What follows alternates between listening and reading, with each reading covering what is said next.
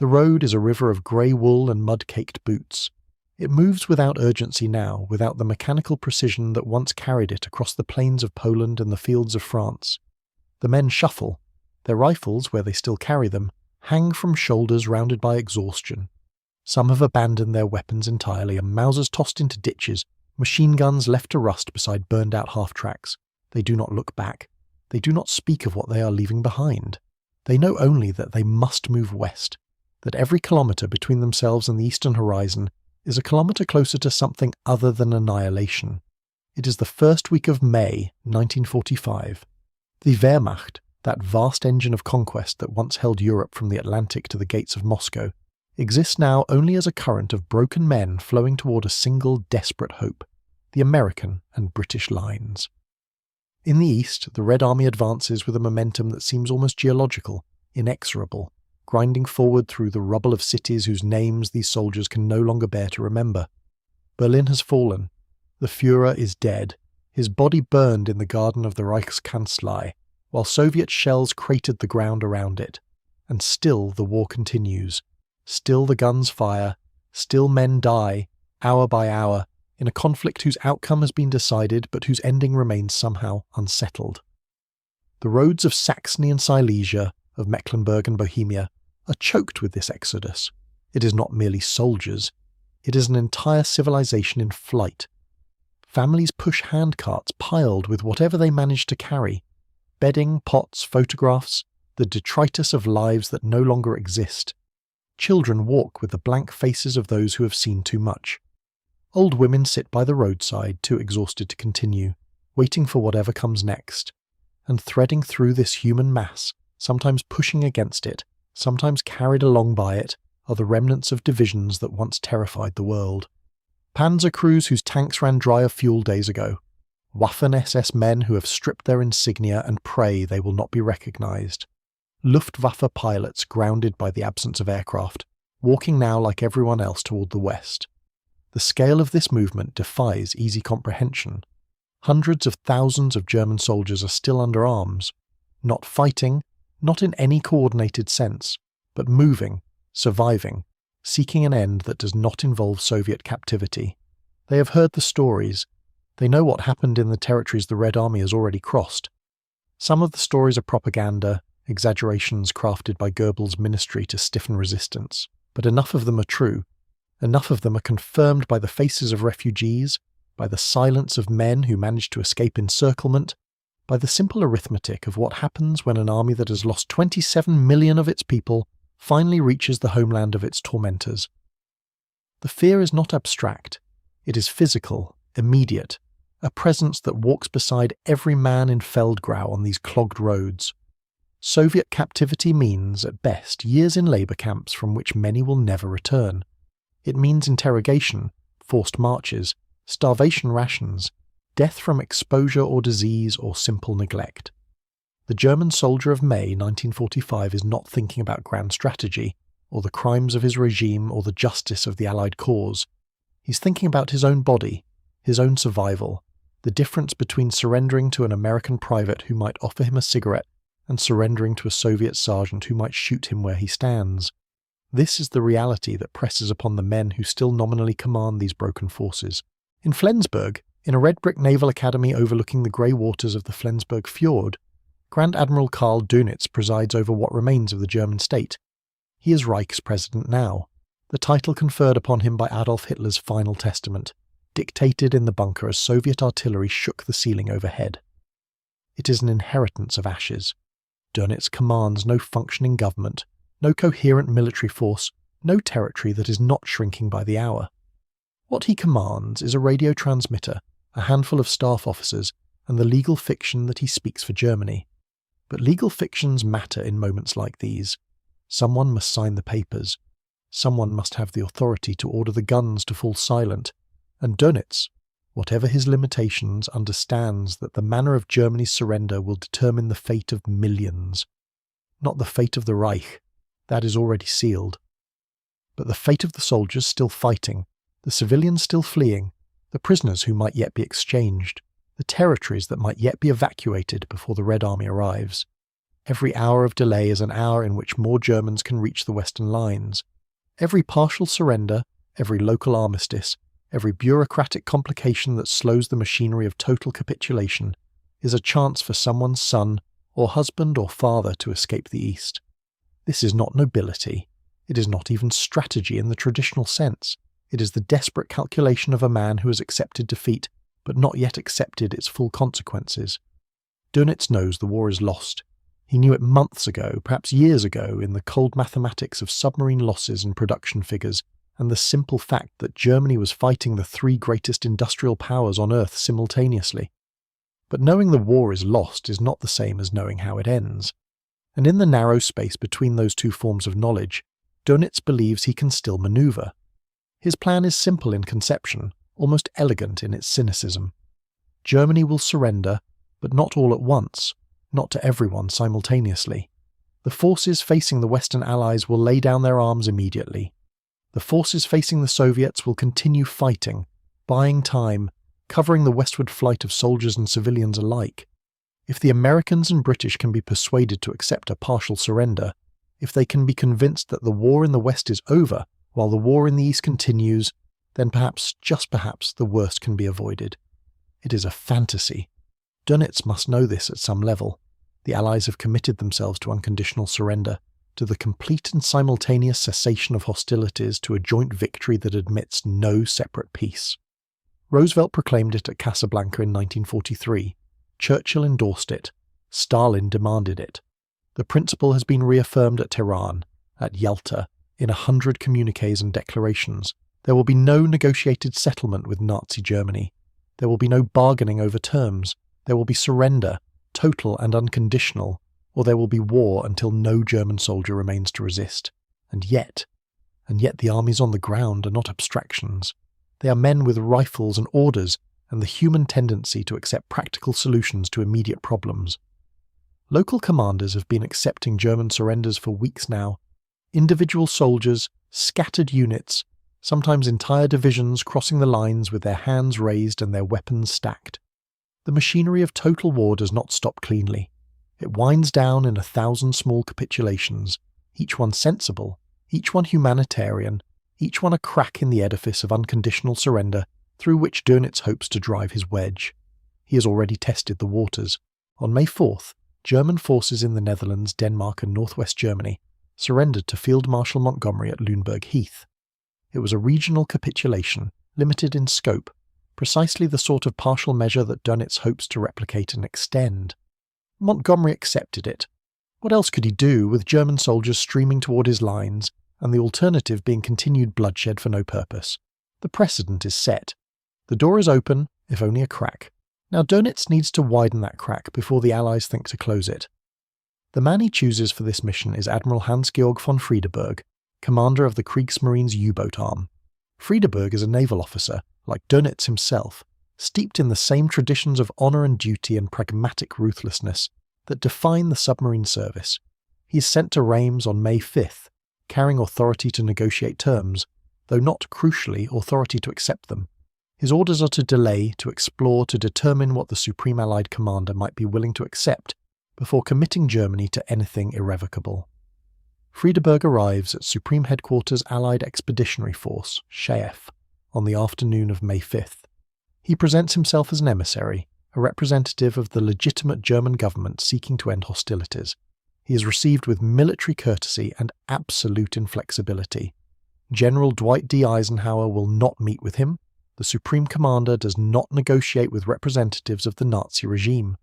Eisenhower's Chief of Staff, Lieutenant General Walter Bedell Smith, handles the discussions, and the message he delivers is unambiguous: unconditional surrender of all German forces, on all fronts, simultaneously. Nothing less will be considered. Friedeberg cables back to Flensburg reporting his failure. The Western Allies will not play the game Dönitz has devised. They will not accept a partial surrender that leaves German forces fighting the Soviets. They insist on totality, on simultaneity, on terms that treat the war as a single conflict rather than two separate struggles that happen to share a common enemy. But Dönitz is not finished. If Friedeberg cannot persuade the Americans, perhaps someone with more authority can at least delay them. Perhaps the right man, with the right credentials, can buy a few more hours, a few more days, enough time for a few more divisions to reach the western lines before the gates slam shut. The man he chooses is General Oberst Alfred Jodl. Jodl is not a politician. He is not a diplomat. He is a professional soldier, a staff officer who has spent the war in the claustrophobic atmosphere of Hitler's headquarters, translating the Führer's strategic visions into operational orders. As chief of the operations staff of the Oberkommando der Wehrmacht, the Armed Forces High Command, Jodl has been the instrument through which Hitler's will was imposed on the German military. Every offensive, every defensive line, every retreat and counterattack of the past 6 years has passed through his hands. He knows the war as perhaps no other officer knows it. Not the mud and blood of the front lines, but the maps and timetables and logistics that determine where that mud and blood will be found. He is also, crucially, a man who can sign things. Friedeberg was an admiral sent to discuss possibilities. Jodl is a general sent to conclude realities. He carries with him the authority of the German High Command, the legal power to commit German forces to whatever terms he accepts. He is, in the language of diplomacy, a plenipotentiary, though his powers are not quite as plenary as that term might suggest. Dönitz has given him instructions, and those instructions are clear. Delay as long as possible, surrender in the west immediately, keep fighting in the east for as long as such fighting serves German interests. Jodl departs for Reims on the morning of May 6th. He flies in a small aircraft provided by what remains of the Luftwaffe, crossing territory that is no longer meaningfully German, landing at an airfield now controlled by the forces he has come to surrender to. At 5:08 in the afternoon, his plane touches down. He is driven to the headquarters of the Supreme Allied Commander, to the red brick buildings that once housed a French technical college and now house the nerve centre of the mightiest military alliance in human history. The Collège Moderne et Technique de Reims sits on the Rue Jolicoeur, a modest educational institution that has found itself, by the accidents of geography and logistics, at the centre of the 20th century's defining moment. The school has been transformed. Half its buildings still serve their original purpose. Teachers and students occupy the rear classrooms, separated from the war by nothing more than a wooden fence across the playground. But the forward buildings, the wings that face the street, have become something else entirely. Maps cover the walls, not decorative maps, not the educational charts of a geography classroom, but operational maps tracked in grease pencil, showing the positions of armies, the locations of supply depots, the shifting lines of a front that stretches from the Alps to the Baltic. Teletype machines chatter in adjacent rooms, their mechanical keys hammering out messages to Washington and London, to Moscow and Paris, to field commands scattered across a continent. Radio operators sit at banks of equipment, headphones clamped over their ears, listening to the static-laced voices of a world that is still, technically, at war. This is SHAEF Forward, the advance headquarters of the Supreme Commander, positioned close enough to the front to maintain operational control while remaining far enough back to preserve communications with the centres of Allied power. Eisenhower moved here in February, as the final offensive against Germany gained momentum. It is from this converted schoolhouse that he has directed the crossing of the Rhine, the encirclement of the Ruhr, the link-up with Soviet forces at the Elbe, and it is here, in a room lined with operational maps and furnished with plain wooden tables, that the war in Europe will formally end, but not yet, not quite yet. The room that will host the surrender ceremony is, at this moment in the afternoon of May 6th, simply the war room, the operational heart of SHAEF, where briefings are conducted and decisions are made. Tables are arranged in a hollow rectangle with pads of paper and sharpened pencils at each place. Nameplates indicate where the various Allied representatives will sit when the time comes. The maps on the walls display everything: the disposition of Allied and German forces, the casualty figures, the supply situations, the prisoner counts. They are the visual record of a war that is being won, has been won, is merely waiting for the formality of its conclusion. Eisenhower himself is not in this room when Jodl arrives. He is nearby, in an office down a corridor, close enough to be consulted, far enough to maintain the protocol that the Supreme Commander does not personally negotiate with the enemy. This is deliberate. Eisenhower has decided that he will not meet with German representatives until they have agreed to unconditional surrender. To do otherwise would be to grant them a status they do not deserve, to suggest that there are terms to discuss, compromises to explore, alternatives to complete capitulation. There are none. There will be none. Jodl will deal with Bedell-Smith, and Bedell-Smith will deliver Eisenhower's demands, and that will be the extent of German participation in determining the terms of their defeat. Smith is a hard man, a practical man, an administrator who has spent the war managing the vast machinery of the Allied command structure.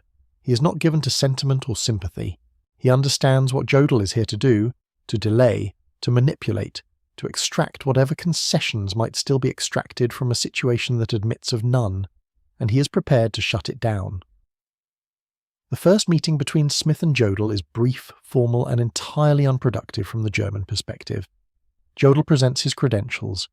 He explains that he has come to negotiate the surrender of German forces. He suggests, with the careful indirection of a diplomat, that a phased approach might be possible. Perhaps the Western forces first, with arrangements for the Eastern Front to follow. Smith listens. Smith refuses. The answer is the same answer Friedeberg received. Unconditional surrender of all German forces on all fronts simultaneously. There is no other option on the table. There will be no other option offered. Jodl asks for time to consult with his government. This is his delaying tactic, his attempt to buy the hours that Dönitz has requested. Every hour of continued negotiation is an hour in which German soldiers continue to stream westward. Every day of diplomatic back and forth is a day in which the front lines remain open, in which Americans and British continue to accept the surrenders that Eisenhower has not yet forbidden. But Eisenhower has anticipated this move. He knows what Dönitz is attempting. He knows that every delay benefits only the Germans, that every hour of continued fighting means more casualties, not just German casualties, but Allied casualties, Soviet casualties, the casualties of a war that should already be over. And so he has prepared an ultimatum. At 9 o'clock in the evening the ultimatum is delivered. Jodl is informed that General Eisenhower has reached the limit of his patience. If complete capitulation is not forthcoming immediately, the Supreme Commander will close the British and American lines to surrendering German forces at midnight on May 8th. The bombing offensive against remaining German-held positions will resume. The war will continue until every pocket of resistance has been crushed by force of arms. This is not a bluff. Eisenhower means it. He has the authority to implement it, the forces to execute it, the resolve to see it through. The Western lines will be closed, and the hundreds of thousands of German soldiers still hoping to surrender to the Americans, and British will find themselves with only one alternative remaining, the Red Army. Jodl understands immediately what this means. He understands it with the clarity of a man who has spent 6 years studying maps and casualty figures and the cold arithmetic of modern warfare. The closure of the Western lines would be a death sentence for the German forces still in the field. Not a metaphorical death sentence, a literal one. The soldiers who cannot surrender to the West will be forced to surrender to the East, or to fight until they are destroyed. The civilians who cannot reach the American zones will be left to the mercies of an army that has little mercy to spare. The bluff, if it was ever a bluff, has been called. Dönitz's strategy of delay has run into the immovable object of Eisenhower's will. There will be no phased surrender, no separate peace with the West, no continuation of the war in the East while the Western Front falls silent. There will be total capitulation, or there will be total destruction.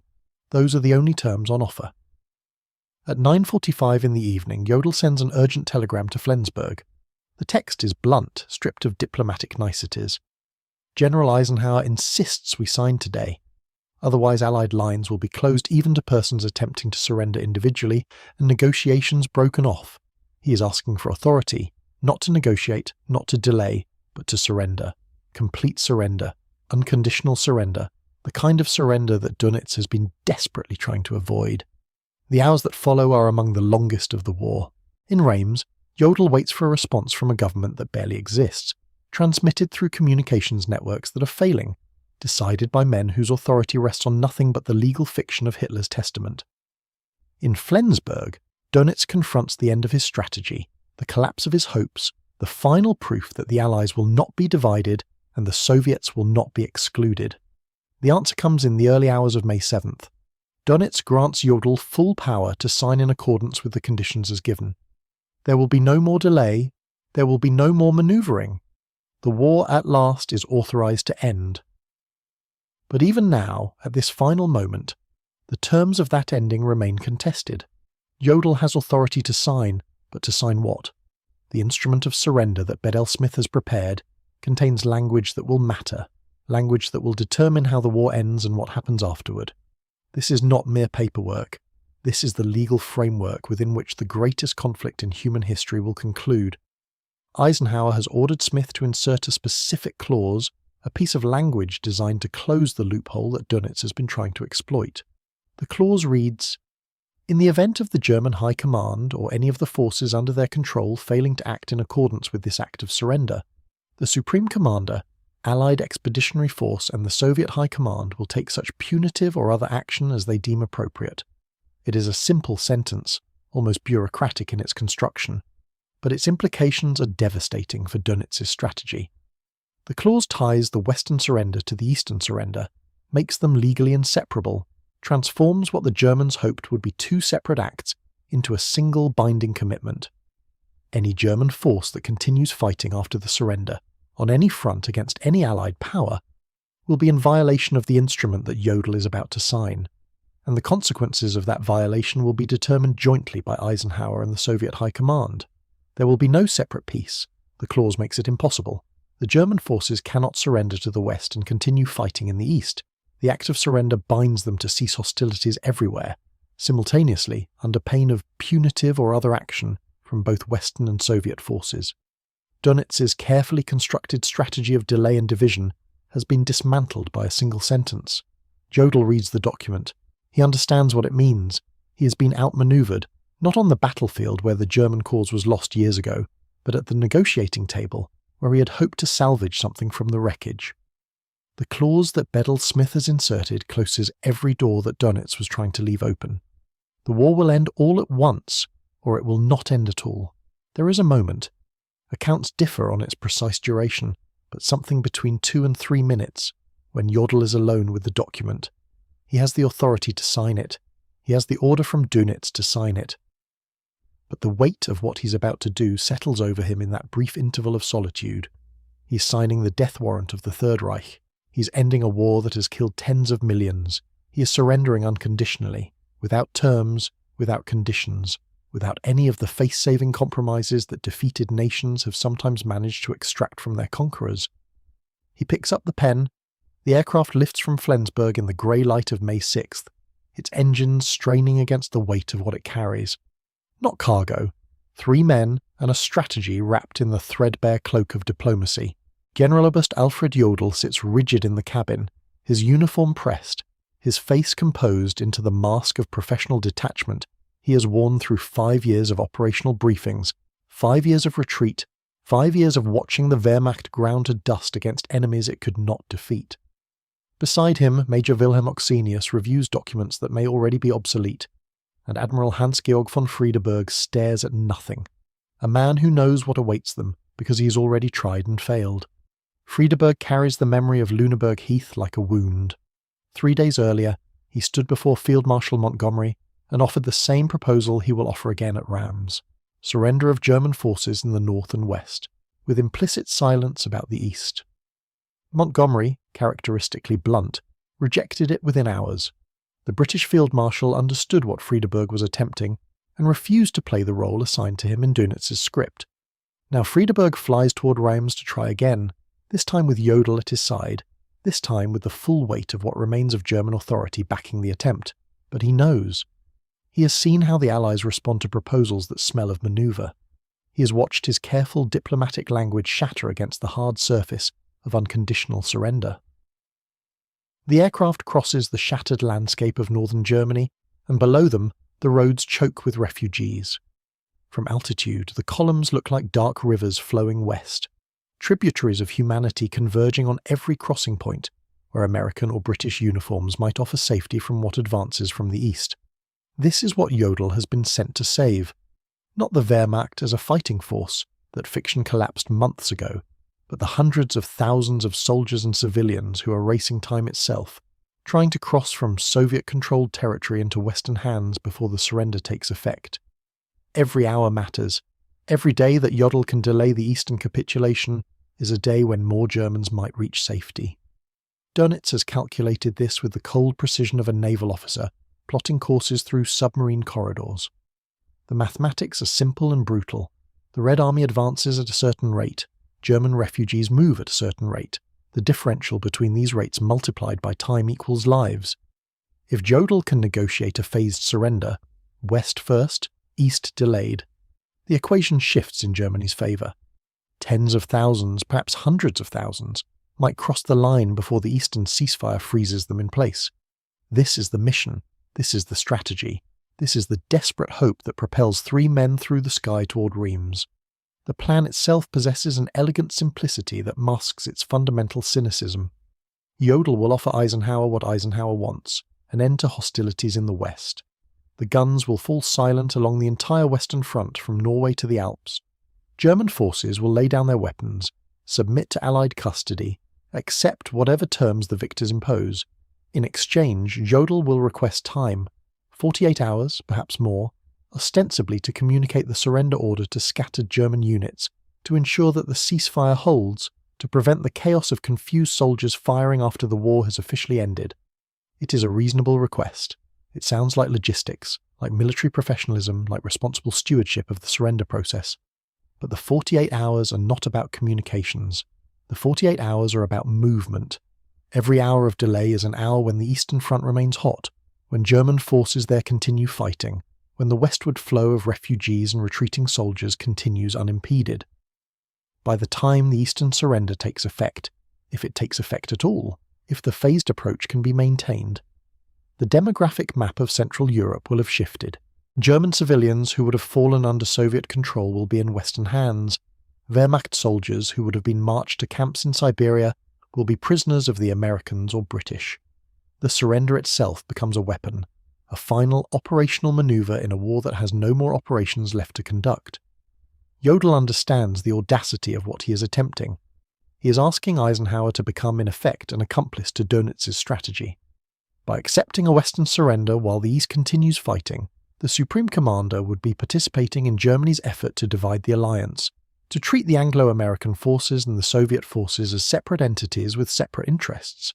He would be acknowledging implicitly that there are 2 wars ending rather than one, that the conflict with the Western powers and the conflict with the Soviet Union are distinct events requiring distinct resolutions. It is precisely the kind of political maneuvering that the Casablanca Declaration of Unconditional Surrender was designed to prevent. Jodl knows this. He knows that his proposal violates the spirit of everything the Allies have proclaimed since 1943. But he also knows that wars end in negotiation, that documents require signatures, that even unconditional surrender must be accepted by someone with the authority to accept it. The moment of acceptance creates a space for maneuver. Jodl intends to exploit that space. The aircraft descends toward Reims through cloud cover that seems to press down on the fuselage like the weight of accumulated catastrophe. Below, the city spreads across the landscape of the Champagne region, its cathedral spires visible even through the overcast, its streets bearing the scars of occupation and liberation. Somewhere in that city, in a red brick schoolhouse that has been requisitioned for purposes far removed from education, the Supreme Commander of the Allied Expeditionary Force waits for men he has already decided not to meet. In the signals room at Chef headquarters, the decoded traffic from Flensburg has been accumulating for hours. Ultra-intercepts, the product of Bletchley Park's penetration of German communications, flow across desks where intelligence officers piece together the picture of what Dönitz is attempting. The communication security of the Flensburg government, never robust, has collapsed entirely in these final days. The Germans change codes, but the codes are broken. They switch frequencies, but the frequencies are monitored. They send messages believing them secure, and those messages arrive at Schaff sometimes before they reach their intended recipients. Eisenhower knows what Jodl is carrying. He knows the strategy, the fallback positions, the carefully crafted language designed to create ambiguity where the Allies want clarity. He knows that the German delegation arrives not to surrender but to negotiate, not to end the war but to shape its ending. The knowledge produces a reaction that those who witness it will remember. Eisenhower's anger is not theatrical. It is cold, contained, the fury of a man who has spent years managing a coalition that includes partners whose interests do not always align, who has bent every effort toward maintaining the unity that is now being tested by German desperation. The Soviets are suspicious already. Stalin's cables to Washington and London carry undertones of accusation, suggestions that the Western Allies might be conducting separate negotiations, might be accepting surrenders that exclude Soviet participation. The paranoia has a basis in reality. There have been contacts, feelers, approaches through neutral channels that could be interpreted as evidence of Western betrayal. Eisenhower has spent months reassuring Moscow that no separate peace is contemplated, that unconditional surrender means unconditional surrender, that the alliance will hold until the final German weapon is laid down on every front. And now Jodl arrives with a proposal that, if accepted, would prove every Soviet suspicion correct. Eisenhower makes his decision before the German aircraft enters Reims airspace. He will not meet Jodl. He will not dignify the German gambit with the prestige of a personal encounter with the Supreme Commander. The delegation will be received by subordinates, will negotiate with subordinates, will sign whatever document is placed before them, while Eisenhower remains in an adjacent room, present but invisible, the absent centre of gravity around which the surrender revolves. It is a calculated insult, a diplomatic statement rendered in protocol and procedure. Jodl has come expecting to negotiate with the supreme authority of the Western Alliance. He will instead find himself facing General Walter Bedell Smith, Eisenhower's Chief of Staff, a man of considerable capability, but a man who is explicitly not the Supreme Commander, not the final decision-maker, not the partner in negotiation that Jodl hoped to find. The snub serves multiple purposes. It denies the Germans the symbolic victory of a personal meeting with Eisenhower, reduces the surrender from a negotiation between commanders to an administrative procedure managed by staff officers. It insulates Eisenhower from any accusation that he personally participated in discussions that might be characterized as separate negotiations, and it sends a message to Moscow. The Supreme Commander does not negotiate with German emissaries, does not treat their proposals as worthy of his direct attention, maintains the posture of a victor who dictates terms rather than discusses them. The meeting that does not happen becomes, in its absence, a statement as eloquent as any words Eisenhower might have spoken. Bedell Smith receives his instructions in the hours before the German arrival. He's to listen to whatever Jodl proposes. He's to reject anything that suggests phased surrender, separate treatment of fronts, or delay in the cessation of hostilities. He's to make clear that the only acceptable outcome is immediate, unconditional, simultaneous surrender on all fronts. And he is to ensure that the document of surrender, when signed, contains language that closes every loophole the Germans might try to exploit. Eisenhower is specific about this. The surrender must be binding not merely as a military act, but as a legal instrument, enforceable across the entire scope of German forces, east and west alike.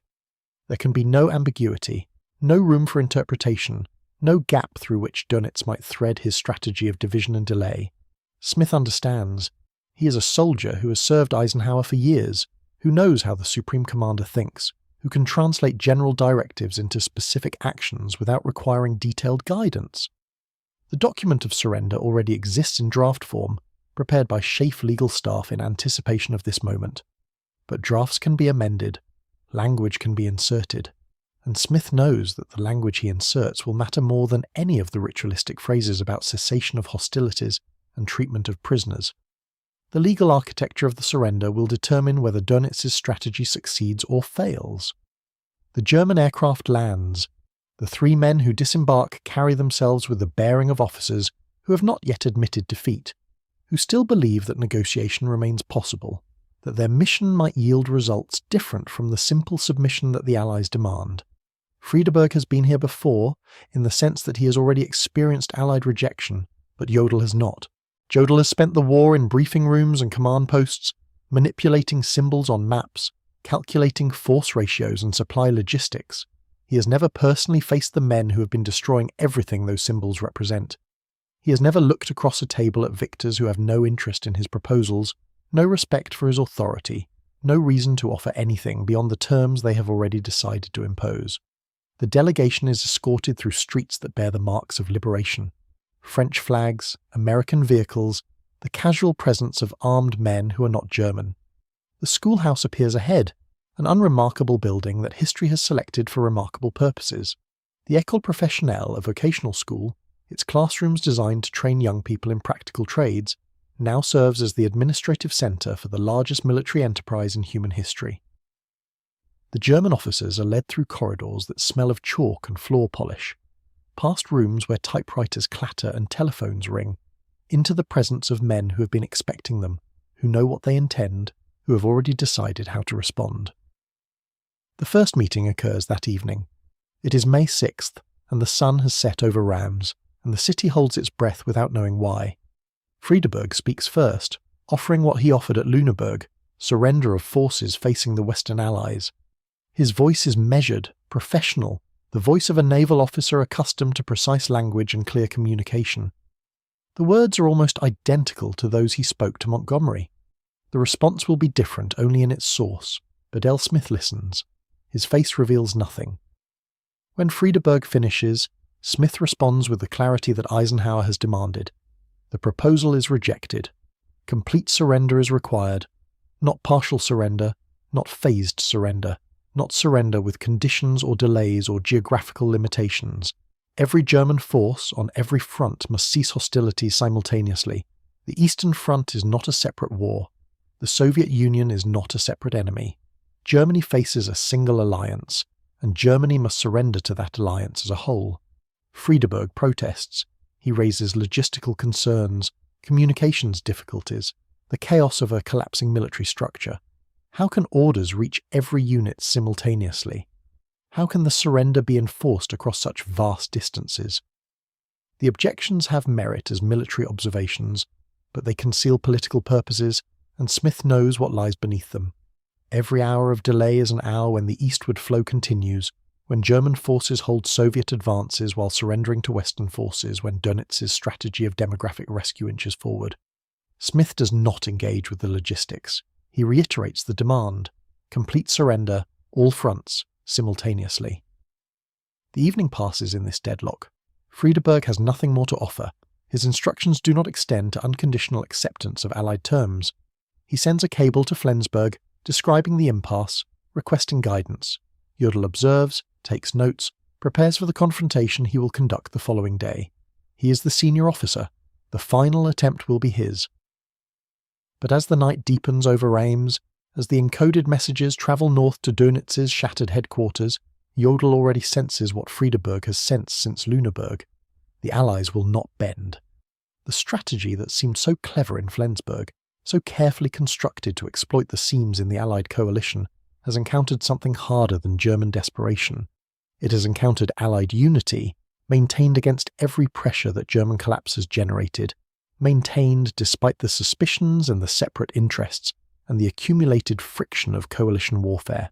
Eisenhower remains in his office, separated from the negotiation by walls and protocol, but connected to it by every report that reaches his desk. He reads the summaries of Friedeberg's statements, the verbatim transcripts of the exchange with Smith. He knows that the first attempt has failed, that the Germans will try again, that Jodl's presence signals Dönitz's willingness to escalate. Tomorrow will bring the decisive confrontation. Tomorrow Jodl will make his case, and Smith will reject it, and the moment will arrive when Germany must choose between surrender and destruction. The ultimatum is already forming in Eisenhower's mind. If the Germans will not accept unconditional surrender, he will close the western lines. At midnight on May 8th, the pathways through which German forces and refugees have been flowing will seal shut. The American and British armies will cease accepting surrenders, will cease providing refuge, will leave everyone still east of the line to face whatever the Red Army brings. It is a brutal threat, made more brutal by the certainty that Eisenhower will carry it out. He has not fought this war to its conclusion only to allow Germany a partial escape at the final moment. He has not held the alliance together through years of strain only to fracture it now over Dönitz's manoeuvres. The lines will close, the bombing will resume, the war will continue until Germany accepts the terms that have been offered since Casablanca. At 9 o'clock on the evening of May 6th, Eisenhower formalizes the ultimatum. Smith delivers it to the German delegation. Complete capitulation must be accepted, or at midnight on May 8th, the Western Front will become impermeable. Every German soldier still fighting will remain a combatant. Every German civilian still fleeing will remain a refugee. The window that Dönitz has been trying to prop open will slam shut, and the consequences will fall on German heads. Jodl receives the ultimatum in the bare room where the negotiations have stalled. He reads the terms, the timetable, the explicit description of what refusal will mean. For a moment, the mask of professional composure slips. He is facing not merely diplomatic rejection, but existential threat. The threat that his mission will not only fail, but will produce outcomes worse than no mission at all.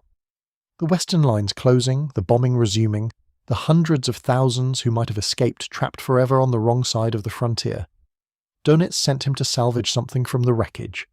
Now Jodl confronts the possibility that his efforts will make the wreckage worse. He composes a cable to Flensburg. The words are precise, the situation clear. Eisenhower demands complete capitulation. There will be no phase surrender, no separate treatment of fronts, no delay beyond what is operationally necessary to communicate the ceasefire order. If Dönitz does not authorize acceptance, the Western lines close in less than 48 hours. Everything they have been trying to achieve, the rescue of troops, the salvation of refugees, the demographic shift that might preserve something of Germany from Soviet control, will become impossible. Jodl frames the choice without recommendation. The decision must be Dönitz's. The cable travels north through the degraded communications network, past relay stations that may or may not function, through frequencies that Allied monitors are certainly tracking. Jodl waits. The night passes. In Flensburg, Dönitz convenes what remains of his government, reads Jodl's message, weighs options that have collapsed into binary simplicity. Accept or refuse, surrender or destruction. There is no third path. At 1:30 in the morning, May 7th, the response comes. Dönitz grants Jodl full power to sign in accordance with the conditions as given. The phrase is careful, almost bureaucratic, but its meaning is absolute. Jodl has authority to accept unconditional surrender on all fronts. The strategy of division and delay, the hope of separate treatment, the careful manoeuvring that began when Friedeberg boarded aircraft for Lüneburg, all of it ends in this cable. Germany will surrender. Germany will surrender completely. Germany will surrender now. But even in capitulation there is negotiation. Jodl receives the authorization and returns to the negotiating room. He accepts the Allied terms, but he requests a delay before the ceasefire takes effect. 48 hours, he proposes, to ensure that the surrender order reaches all German units, to prevent isolated commanders from continuing hostilities in ignorance. The request sounds reasonable. It sounds operational. It sounds like the responsible management of a complex military transition. Bedell Smith recognizes what it is. 48 hours is time. Time for the westward flow to continue. Time for soldiers and civilians to cross lines that will become permanent frontiers. Time for Dönitz's original strategy to achieve through delay what it could not achieve through division. Smith does not refuse outright. The logistics argument has genuine merit, but he reduces the window. 45 hours. The surrender will take effect at midnight on May 8th. 45 hours for Germany to communicate the ceasefire order, to halt the fighting, to end the war. 45 hours during which the lines remain open, the refugees keep moving, the demographic rescue continues at whatever pace it can maintain. It is less than Jodl requested. It is more than nothing. The negotiation settles into this compromise, and the document of surrender takes its final form. But within that document, buried in its legal language, lies the clause that closes the last loophole. The sentence that Bedell Smith inserted at Eisenhower's explicit order, the words that bind East and West together and make Dönitz's strategy impossible to resurrect even within the 45 hours that remain. The document now requires signatures, and for signatures, the room must fill with witnesses. Through the small hours of May 7th, the schoolhouse transforms. Tables are rearranged, chairs positioned with geometric precision. The flags of the Allied nations take their places behind the signing table: American, British, French, Soviet. Cameras are set up, their operators testing angles and lighting in a space never designed for this moment. Microphones appear, trailing cables across floors that hours earlier knew only the routine traffic of staff officers. The war room becomes a stage, and the stage awaits its principals. Jodl has perhaps an hour, perhaps less, before the ceremony. He has authority to sign. He knows the terms he will sign to. He understands that the 45 hours he has secured represent the final, diminished remnant of the strategy that brought him here. But understanding and acceptance are different things, and in the space between them lies the human weight of what he's about to do. The document before him is titled Act of Military Surrender. Its language is sparse, its clauses numbered, its meaning absolute. Article 1. Unconditional surrender of all forces under German control. Article 2. German commanders to issue orders for the cessation of active operations at 23:01 hours, Central European Time on May 8th. Article 3. The German High Command to ensure execution. Article 4. If commanders fail to comply, the Allied Expeditionary Force and Soviet High Command will take punitive and other measures. Article 5. Only this document in English and Russian is authoritative, but it is within these spare clauses that the mechanism of complete surrender operates. Jodl can request delays, can negotiate hours, can maneuver for whatever residual advantage remains, but the document itself binds all German forces on all fronts to simultaneous cessation. The word simultaneously does not appear in the text. It does not need to. The structure of the document embodies it. A single act of surrender. A single moment of cessation, a single ending for a war that Germany had hoped to end in stages, and beneath the military language lies the clause that closes even this narrow window of manoeuvre, the sentence that ensures no future German command can claim ambiguity, no subsequent negotiation can resurrect the phased surrender, no delay in communication can be exploited to extend the fighting selectively on the Eastern Front. Bedell-Smith drafted this language at Eisenhower's instruction. It represents not merely Allied policy, but Allied anticipation. The recognition that Dönitz's strategists will seek any loophole, any ambiguity, any construction of the text that might preserve their original intention. The clause is legal architecture designed to render such construction impossible. Jodl reads the document. He understands its completeness, and he prepares to sign it knowing that his signature will end not merely the war, but every alternative ending that Flensburg had imagined. The room fills. Officers take their designated positions. The hierarchy of victory arranges itself around the table where the document waits, and in the arrangement of bodies, in the assignment of chairs, in the careful choreography of who stands where and who remains seated, the political architecture of the post-war world begins to take visible form. General Walter Bedell-Smith will sign for Chef, representing Eisenhower. He takes his place at the table, the Supreme Commander's authority delegated but undiminished. Smith's face shows nothing, the professional blankness of a man who has conducted this negotiation from its first moment and now brings it to conclusion. Beside him sit representatives of the Allied powers, General François Sévez for France, Admiral Sir Harold Burrow for Great Britain. The table is not merely military, it is political. The coalition that won the war assembled in miniature to receive its enemy's capitulation. And present too is the man whose signature makes this document binding on a front that stretches from the Baltic to the Adriatic, Major General Ivan Susloparov, the Soviet representative at Chef. Susloparov's position is unique. He has participated in the negotiations. He has witnessed Jodl's arrival, observed the sparring between German and Allied positions, watched Bedell-Smith systematically close every avenue of partial surrender. He speaks for the Red Army at this headquarters, carries Moscow's interests in this room, but the question of his authority, precisely how much he can commit, precisely what his signature binds, remains unsettled as the ceremony approaches. The Soviet military mission at Chef exists in a strange diplomatic space. It is liaison, not command.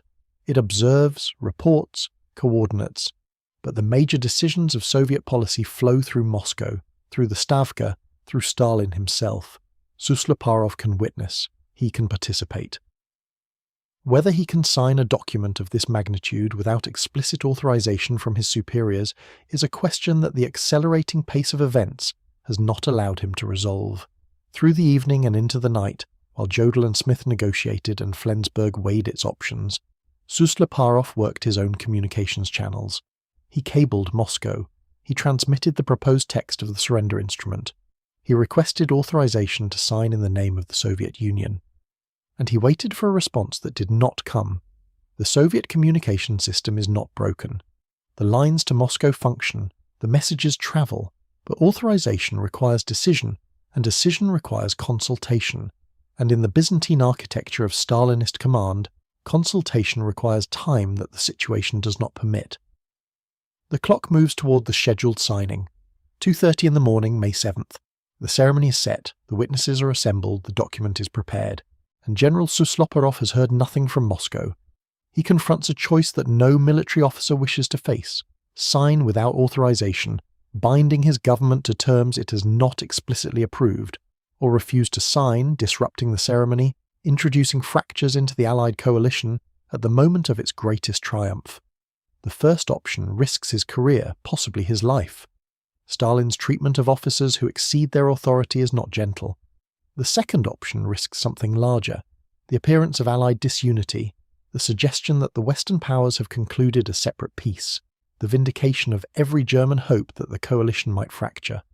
Susloperoff understands what Jodl is attempting. He has watched the German delegation request delays, argue for phased implementation, seek any mechanism that might allow continued operations against Soviet forces while Western fronts go quiet. He knows that his absence from this document, Soviet non-participation in the surrender ceremony, would give Dönitz precisely the propaganda victory he seeks. The Germans could claim, with some justice, that the Rhine surrender bound only Western powers, that the Eastern War continued under different terms, that the coalition was never as unified as it appeared. He cannot allow this. Whatever the risk to himself, whatever Moscow's response might be, he cannot allow the German surrender to become a separate Western peace. Susloperoff makes his decision. He will sign. But he will sign with a reservation, a caveat that preserves Soviet options while preventing German exploitation of his uncertainty. He drafts the language carefully. He will participate in this ceremony, accept this document, add his signature to this instrument, but subject to the provision that any Allied government may request a subsequent ceremony if it finds the RAM surrender inadequate. It is elegant, as compromises go. It commits the Soviet Union to the terms of unconditional surrender while leaving open the possibility of a second ceremony that might better reflect Soviet contributions to victory. It prevents the Germans from claiming a separate peace, while acknowledging that Moscow's views have not yet been fully incorporated. It threads the needle between unauthorized commitment and coalition fracturing refusal, but Susloperoff cannot know, as he prepares to sign, that Moscow will indeed find the Rhine ceremony inadequate. He cannot know that the Soviet government will request, demand, a second surrender, that the war will effectively end twice, that the document he signs tonight will become not the definitive conclusion, but the preliminary act of a two-part ending. He knows only that the ceremony is beginning, that his signature is required, and that the absence of instructions from Moscow cannot become an excuse for Allied fragmentation. The clock shows the early minutes of May 7th. The witnesses are in position, the cameras are ready. Jodl sits at the table, the document before him, and Susloperoff takes his place among the Allied signatories, his reservation prepared, his decision made, his career and perhaps his life balanced on a judgment that Moscow will render later. Across the negotiating table, through the long night of cables and ultimatums, a parallel stream of communication has connected Reims to Washington and London. Eisenhower does not conduct this negotiation in isolation. He commands the Allied Expeditionary Force. The word Allied carries weight. His authority derives from the combined Chiefs of Staff, the joint American-British military command that has directed the war in the West since 1942. His decisions must align with policy set at the highest levels of both governments. From his office near the War Room, Eisenhower has maintained contact with General George C., Marshal, Chief of Staff of the United States Army and his direct superior in the chain of command that runs from theatre to Pentagon to White House. The teletypes have carried his assessments of the German position, his reading of Jodl's intentions, his certainty that the delay requests represent continued resistance by other means.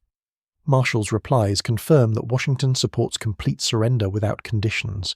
There will be no separate peace. There will be no phased implementation. The policy established at Casablanca in January 1943, unconditional surrender, remains absolute. The British Chiefs of Staff receive parallel communications through their own channels. Churchill is informed. The War Cabinet knows that the endgame has arrived, that German representatives are in Reims, that the question of how this war ends is being settled in a French schoolhouse through the night. London, too, confirms no separate arrangements, no special treatment of fronts, no deals that might fracture the coalition or validate German hopes of division. But the critical coordination is not with Washington or London. It is with Moscow. Eisenhower understands that the legitimacy of this surrender depends on Soviet participation. The Red Army has borne the greatest burden of the European war. Soviet casualties dwarf those of the Western Allies. Soviet operations have destroyed the Wehrmacht in the east, while American and British forces open the Second Front. Any surrender that appears to exclude the Soviet Union, any ceremony that suggests a separate Western peace, will not merely offend Stalin. It will validate every suspicion that the capitalist powers are preparing to pivot against their communist ally, that the alliance was always temporary, that the real conflict begins the moment the common enemy falls. Eisenhower has been careful. The Soviet liaison mission at Shafe has been kept informed throughout the negotiations. Susloparov has participated in the discussions, observed the German proposals, witnessed the rejection of every partial surrender scheme. When the surrender document was drafted, Eisenhower ensured that its text was transmitted to Moscow through Susloparov's channels. The Soviets know what is happening. They know the terms. They know that Eisenhower has refused every German attempt to divide the alliance. But knowing is not the same as approving. And approving requires communication from Moscow that the pace of events has outrun. The overnight cables to the combined chiefs carry Eisenhower's awareness of this problem. He reports the German position, the Allied response, the approaching deadline. He notes that the Soviet representative is present and prepared to sign, but awaits authorization that has not arrived. He requests guidance on how to proceed if Soviet instructions fail to materialize before the ceremony. The responses confirm what Eisenhower already knows. Proceed with the surrender, ensure Soviet participation, accept whatever reservations Susloparov requires to enable his signature. The goal is a unified document, a single surrender, a single moment that ends the war for all parties simultaneously. If the mechanics of Soviet communication prevent Moscow from authorizing Susloparov in time, so be it. The reservation he offers will have to suffice.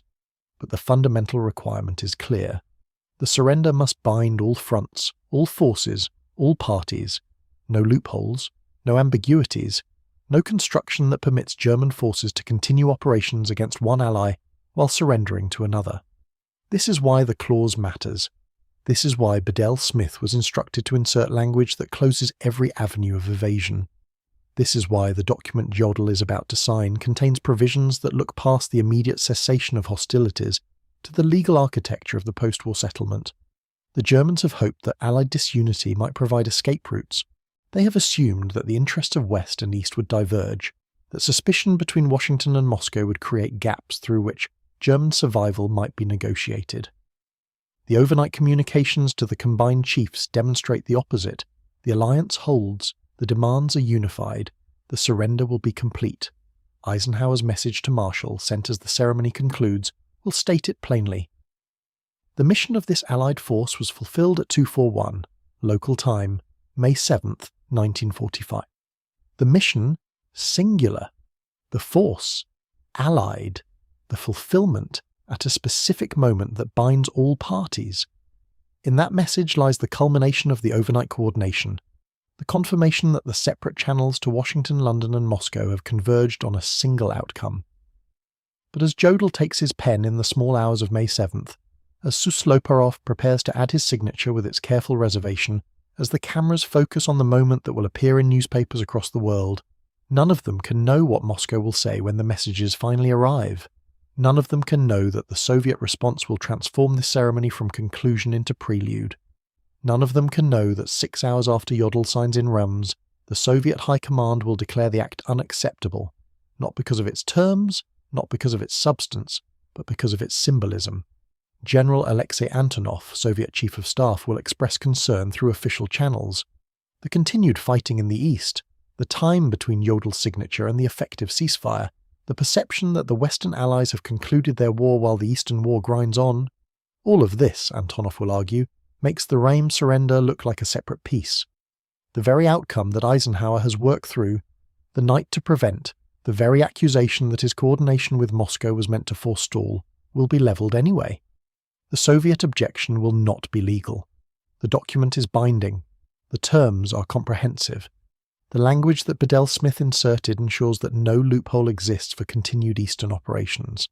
The objection will be political, symbolic, historical. The surrender ought to be, Moscow will argue, a unique historical event fully reflecting the leading contribution of the Soviet people to final victory. Reims is not that event. Reims is a schoolhouse in France, filled with Western officers, conducted under Western command, captured by Western cameras. Rheims does not adequately acknowledge that the war was won primarily on the Eastern Front, that Soviet blood purchased this victory, that the Third Reich died in the ruins of Berlin under Soviet shells, and so there will be a second surrender. On the night of May 8th, in Karlshorst, a suburb of Berlin, another ceremony will convene. This time the setting will reflect Soviet primacy. This time Marshal Georgy Zhukov will preside. This time the signing will take place on German soil, in the shattered capital of the shattered Reich, with the Red Army in possession of the territory where the document is executed. Field Marshal Wilhelm Keitel will sign for Germany, not Jodl but Keitel, head of the OKW, the highest-ranking officer available after Jodl has already committed Germany at Rheims. The repetition of surrender, the doubling of the ceremony, will create complications that echo through subsequent decades. The Soviets will observe Victory Day on May 9th, after Karlshorst, the Western Allies on May 8th, after Rheims. The war that ended once will be remembered as ending twice, on different days, in different places, with different meanings, but none of this is yet visible in the schoolhouse at 2 a.m. The ceremony proceeds. Jodl signs at 2:41. Bedell-Smith signs for Eisenhower. Susloparov signs with his reservation. The cameras flash. The war ends, or appears to end, or ends for the first time. And in his office, deliberately absent from the signing room, General Dwight D. Eisenhower waits. He has refused to appear. He has refused to meet Jodl. He has refused to dignify the German delegation with his presence until the signature is complete, until the surrender is fact, until there is nothing left to negotiate. The symbolism is intentional. Eisenhower will not shake hands with a representative of the regime that brought this war. He will not participate in the rituals of military courtesy that might suggest equivalence between victor and vanquished. He will not grant Jodl the photograph of two generals meeting as professionals. Only after the signing, only when the war is legally concluded, only when there is nothing that Jodl can request or propose or maneuver, only then will Eisenhower enter the room. What he says in that moment will be brief. What he asks will be sharply functional, and the meeting will last only minutes before the German delegation is escorted away. Their mission complete, their nation surrendered, their war finished in a French schoolhouse in the early hours of a May morning. But first, the clause. The language that Bedell-Smith has inserted. The words that make the 45-hour window something different from what Dönitz intended. The sentence that closes the last gap in the architecture of unconditional surrender. The language sits in Article 2. It is not the longest sentence in the document. It is not the most elegantly phrased. It occupies perhaps 40 words in a text that runs barely 2 pages. But those 40 words carry the weight of everything Eisenhower has fought for through the night, everything Dönitz has tried to circumvent from Flensburg, everything that separates a genuine unconditional surrender from the phased capitulation the German High Command still hopes to achieve. The clause reads, "The German High Command will at once issue orders to all German military, naval and air authorities, and to all forces under German control to cease active operations at 23:01 hours Central European Time on 8th May 1945. At once. Not when convenient, not when communications permit, not when the tactical situation allows. At once." And then the critical extension. To remain in the positions occupied at that time, and to disarm completely, handing over their weapons and equipment to the local Allied commanders or officers designated by representatives of the Allied Supreme Commands. Local Allied commanders, not Western commanders, not the armies they happen to be facing at the moment of signature. The clause does not distinguish between fronts. It does not create a category of surrender that applies only to forces opposing Eisenhower's armies. It binds every German soldier, wherever he stands, to the authority of whichever Allied force controls that ground. For the hundreds of thousands of Wehrmacht troops still east of the Elbe, still engaged with the Red Army, still attempting to fight their way west, for all of them, the clause means that their surrender goes to Soviet commanders. They cannot cross the Allied lines. They cannot claim that their capitulation to SHAEF entitles them to Western protection. They cannot argue that a signature in Rheims transfers their persons to American custody. Wherever they are at 23:01 hours on May 8th, that is where they stop. Whoever controls that territory is who takes their surrender. Bedell-Smith drafted this language under Eisenhower's explicit instruction. The Supreme Commander understood exactly what Dönitz was attempting. The intercepts from Ultra had made the German strategy transparent. The phased surrender, the demographic rescue, the hope that Western capitulation would freeze the front while Eastern combat continued long enough to move millions westward. Eisenhower saw all of it. And he saw too that a surrender document with any ambiguity, any gap, any interpretive space would become the instrument of that strategy's success. So the clause closes the gap. It defines the moment of cessation with precision, not midnight, but 23:01, a time chosen to align with the 45-hour window that Jodl requested, and Smith reduced from 48. It defines the geographical scope without exception. All forces under German control, not merely those facing Western armies. It defines the chain of authority without loophole, local Allied commanders, not Schaeff specifically, not Eisenhower personally, but whoever holds the ground. The language is military prose at its most functional. There is no rhetoric in it. There is no appeal to justice or history or the crimes of the regime. There is only mechanism, who stops, when they stop, where they stop, to whom they report. The architecture is airtight. The construction leaves no room for the interpretation that Dönitz needs, and Jodl, reading the document in the hours before signature, understands this. He is not a fool. He has spent the war at the operational centre of the Wehrmacht, watching the maps, processing the reports, calculating what is possible and what is lost. He knows what the clause means. He knows that the 45-hour window, which he has obtained through his final negotiation with Bedell Smith, is not what Flensburg imagines it to be. The window is not a period of continued Eastern combat. The window is not a demographic rescue corridor. The window is simply the time required to transmit the surrender order to scattered German units, to communicate across broken infrastructure, to reach commanders who may be out of contact, encircled, or fighting for their lives. The clause transforms the window from an opportunity into an obligation. Dönitz wanted 48 hours to move people west. Eisenhower has given him 45 hours to communicate the order to stop. This is what Bedell Smith carries into the negotiating room. This is the document he places before the German delegation. This is the language that makes the surrender unconditional not merely in title, but in operational fact. But before the signing, before the clause takes effect, before the document becomes history, there is one more exchange, one more attempt, one more moment when Jodl pushes against the architecture that Eisenhower has built. It happens in the small hours of May 7th. The negotiations have ground through the night. Friedeberg has made his proposals and watched them rejected. Jodl has cabled Flensburg and received his authorization. The document is ready. The ceremony is imminent. The war, in all meaningful senses, is already over. And yet Jodl makes one final argument. He does not phrase it as a negotiating position. He does not present it as demand or a condition. He presents it as a statement of operational reality, an appeal to military professionalism, a recognition of what both sides know to be true. A simultaneous all-front surrender, he tells Bedell Smith, is operationally impossible on the timeline that Eisenhower has set. The Wehrmacht's communications are shattered. Whole armies are out of contact. Commanders in the east are fighting encirclement battles, moving constantly, unable to receive or transmit reliable messages.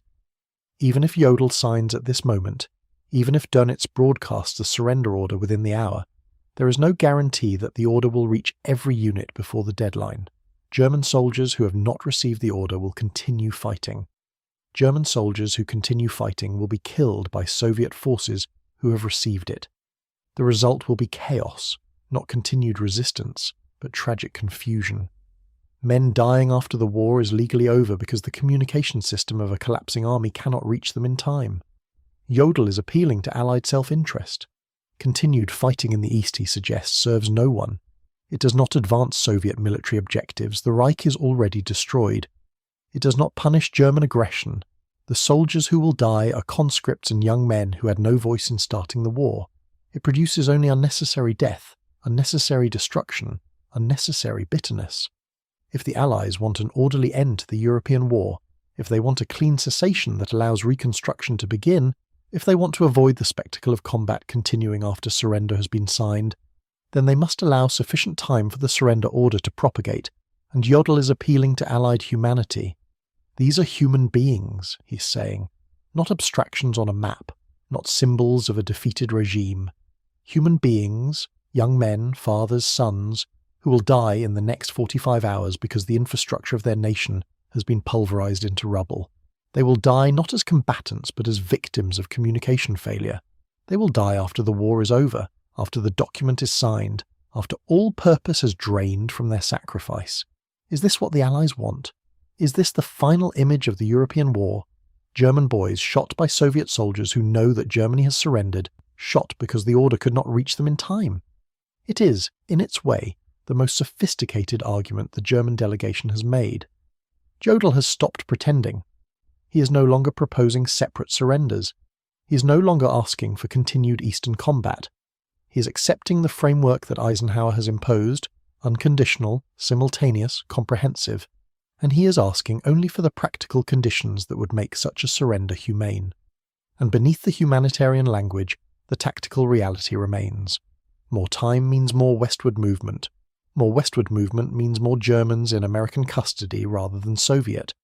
The appeal to operational necessity and the appeal to mercy both point in the same direction.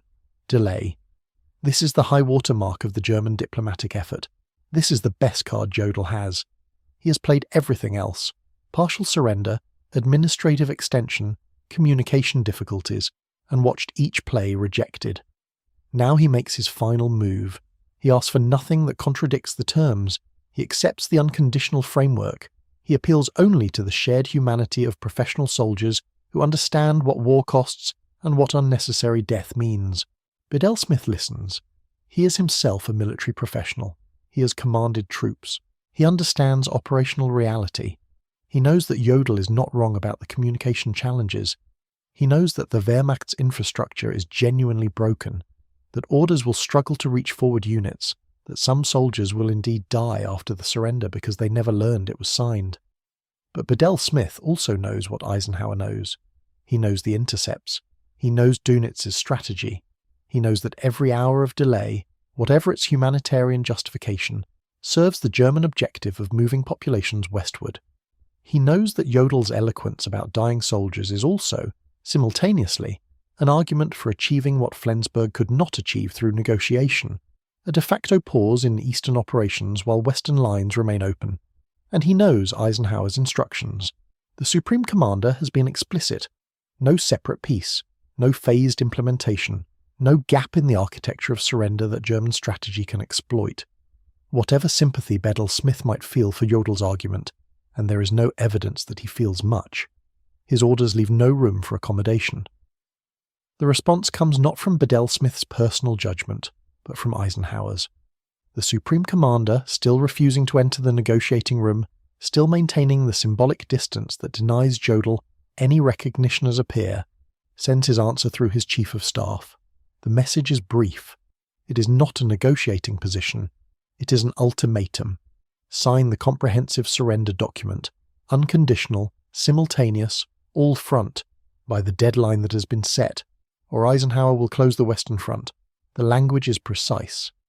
At 9 o'clock in the evening of May 6th, Eisenhower has announced his terms.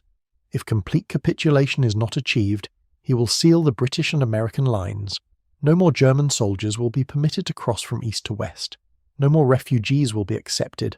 The armies under Eisenhower's command will stop where they stand, not as a pause but as a barrier.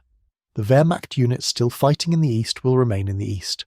The civilians still fleeing the Red Army will find no sanctuary, and the bombing will resume. The strategic air offensive, paused in the final days as German resistance crumbled, will begin again. The cities that have survived will burn. The infrastructure that still functions will be destroyed. The war that seemed to be ending will return with full force. This is not a bluff. Eisenhower is prepared to execute exactly what he threatens. He has coordinated with Marshall in Washington. He has communicated with the British chiefs. He is aligned with Moscow. The ultimatum represents not his personal frustration, but Allied policy. The unified determination of three great powers to accept nothing less than unconditional surrender, implemented simultaneously, leaving no gap through which the German High Command can thread an alternative outcome, and the ultimatum is designed to create the very catastrophe that Jodl has warned against. Eisenhower is telling the German delegation, "You say that a rapid surrender will cause unnecessary death in the East. Very well. Here is what happens if you do not sign a rapid surrender. The West closes, The bombing resumes. Every German soldier still fighting, every German civilian still fleeing finds the door shut. They are left to the Soviets, not through communication failure but through Allied choice. Not despite your warnings, but because of your delays. Jodl has argued that humanity requires more time. Eisenhower's ultimatum makes clear that the cost of more time is total abandonment. The Supreme Commander has called the bluff. He has taken the threat that Jodl implied, German soldiers dying unnecessarily, and he has raised it to an outcome far worse. Not some soldiers dying through confusion, all soldiers trapped through deliberate policy. Bedell Smith carries this ultimatum back into the negotiating room. The hour is late, past 9 in the evening of May 6th, pressing toward midnight. The German delegation has been in Reims for hours. They have made their proposals. They have heard their rejections. They have watched the architecture of unconditional surrender take shape around them, each clause closing another avenue of escape. Now they hear the final term, sign or lose everything. The room falls silent. Friedeberg, who has been through this before, who watched his initial proposals rejected at Lüneburg Heath, who came to Reims, hoping for better, and found only the same implacable demand, says nothing. Major Oxenius, the aide who has accompanied Jodl from Flensburg, remains still. The weight of the moment presses on everyone present. The Allied officers who have worked through the night to produce this document. The German delegates who must now decide whether to accept it. Jodl requests permission to communicate with Flensburg. This is not an unusual request. He has been in contact with Dönitz throughout the negotiations, cabling updates, receiving instructions, seeking authorization for each new development. But this communication is different. This is the final query. This is the moment when Jodl must ask his superior whether the German government accepts total defeat. The request is granted. The communications channel that has been made available to the German delegation remains open. Jodl composes his message. He explains the situation, the ultimatum, the deadline, the threat to close the Western Front. He describes the document, unconditional, simultaneous, comprehensive.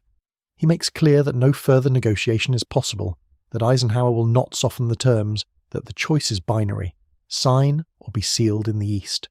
The message goes to Flensburg. Dönitz receives it.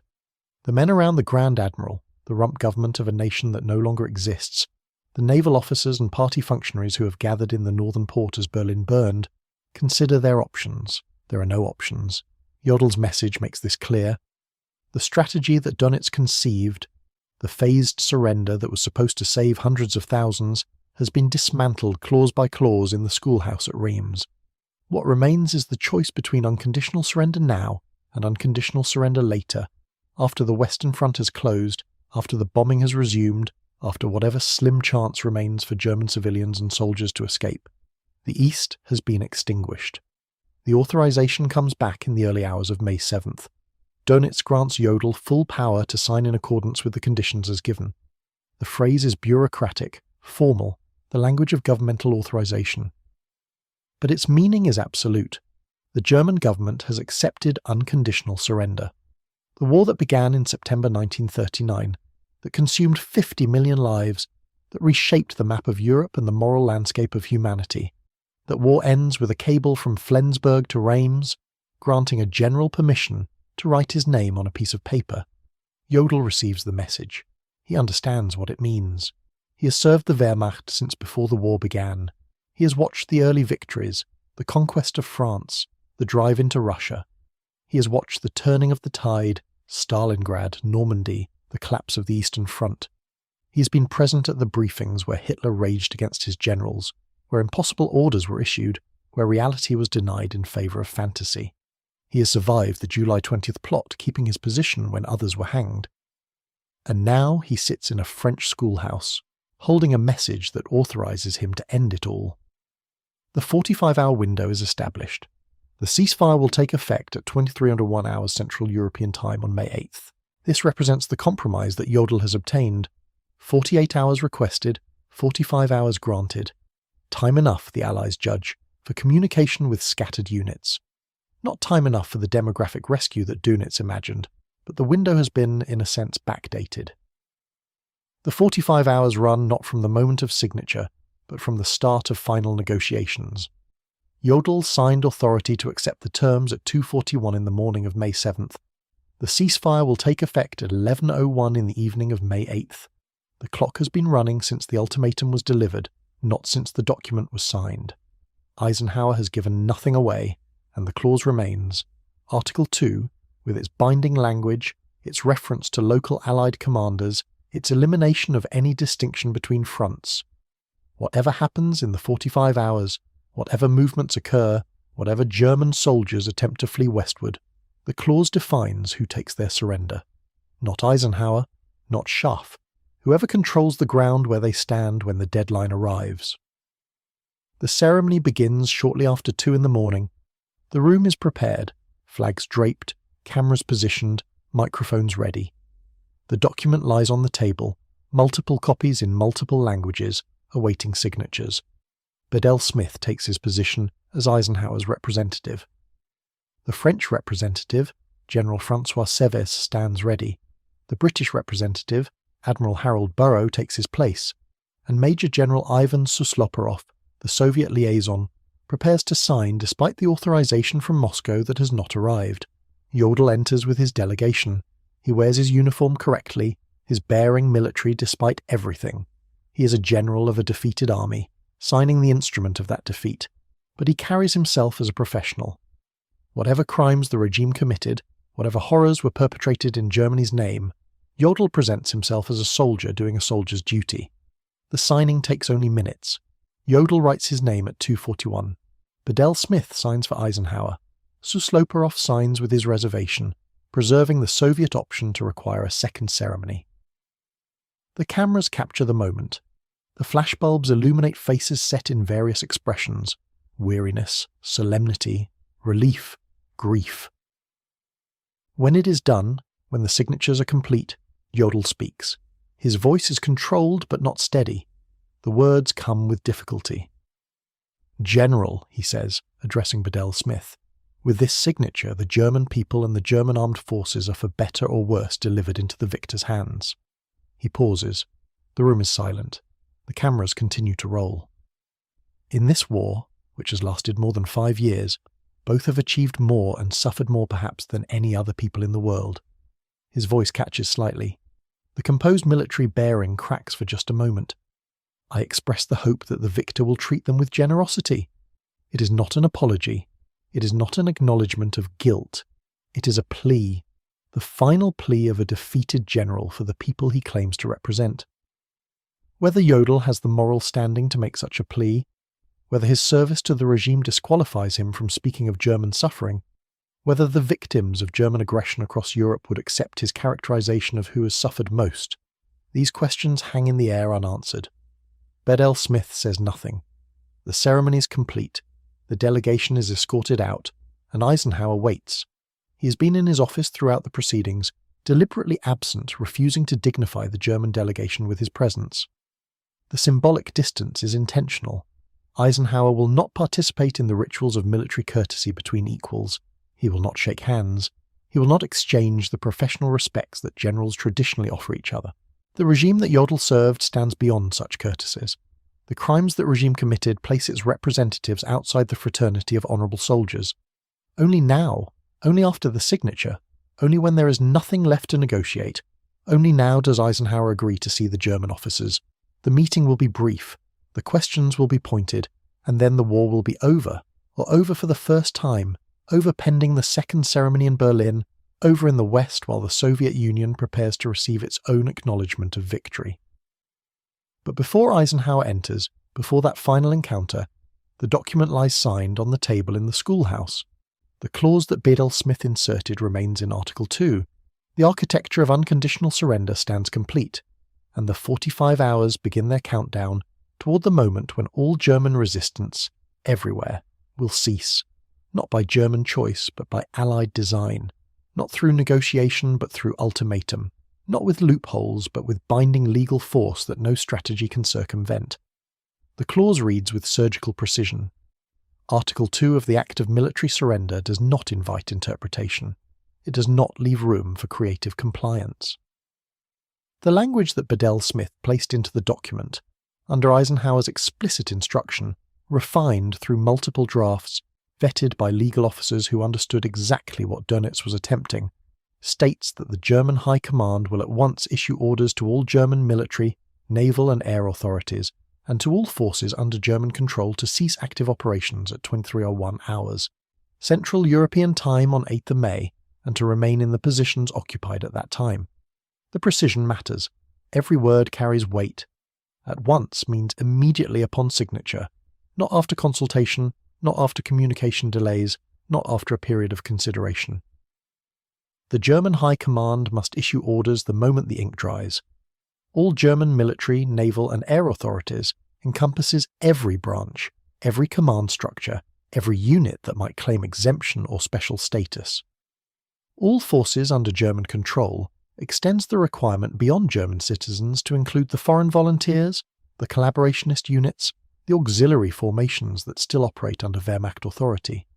Cease active operations is unambiguous, not slow down, not transition, not conduct fighting withdrawals, but stop, and remain in the positions occupied at that time freezes the front lines in place, preventing any last-minute territorial adjustments, any final rushes westward, any strategic repositioning that might advantage one side over another.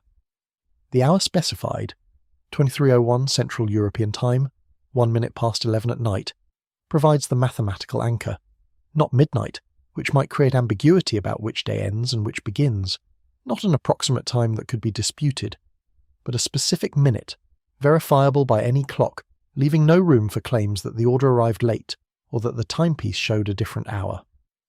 The 45-hour grace period that separates the signing at 2:41 on May 7th from the ceasefire at 23:01 on May 8th was not generosity, it was calculation. Enough time for orders to reach even the most remote units. Enough time for German commanders to comply if they chose to, and short enough that the window for westward flight, while still open, would not stretch into days or weeks of continued warfare in the east. But the clause does more than specify when.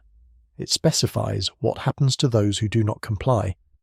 The forces that continue to fight after 23:01 on May 8th will not be received by Allied lines. They will not be accepted as prisoners of the Western powers. They will not find refuge behind British or American positions. The men who are even now walking westward, hoping to escape Soviet captivity by reaching the Elbe or the American zones in Austria, will find the doors closed to them if they arrive after the deadline. This provision, the closing of the lines, represents Eisenhower's lever. Without it, German units could simply keep moving west, keep fighting rearguard actions against the Red Army, and present themselves to American or British forces whenever they finally arrived, claiming prisoner status and protection under the Geneva Conventions. Eisenhower's clause eliminated that possibility. After 23:01 on May 8th, the Western armies would not accept surrender from units that had been fighting after the ceasefire. The men in those units would face whatever the Red Army chose to do with them. The interaction with the parallel signing that Moscow would require adds another layer to the architecture.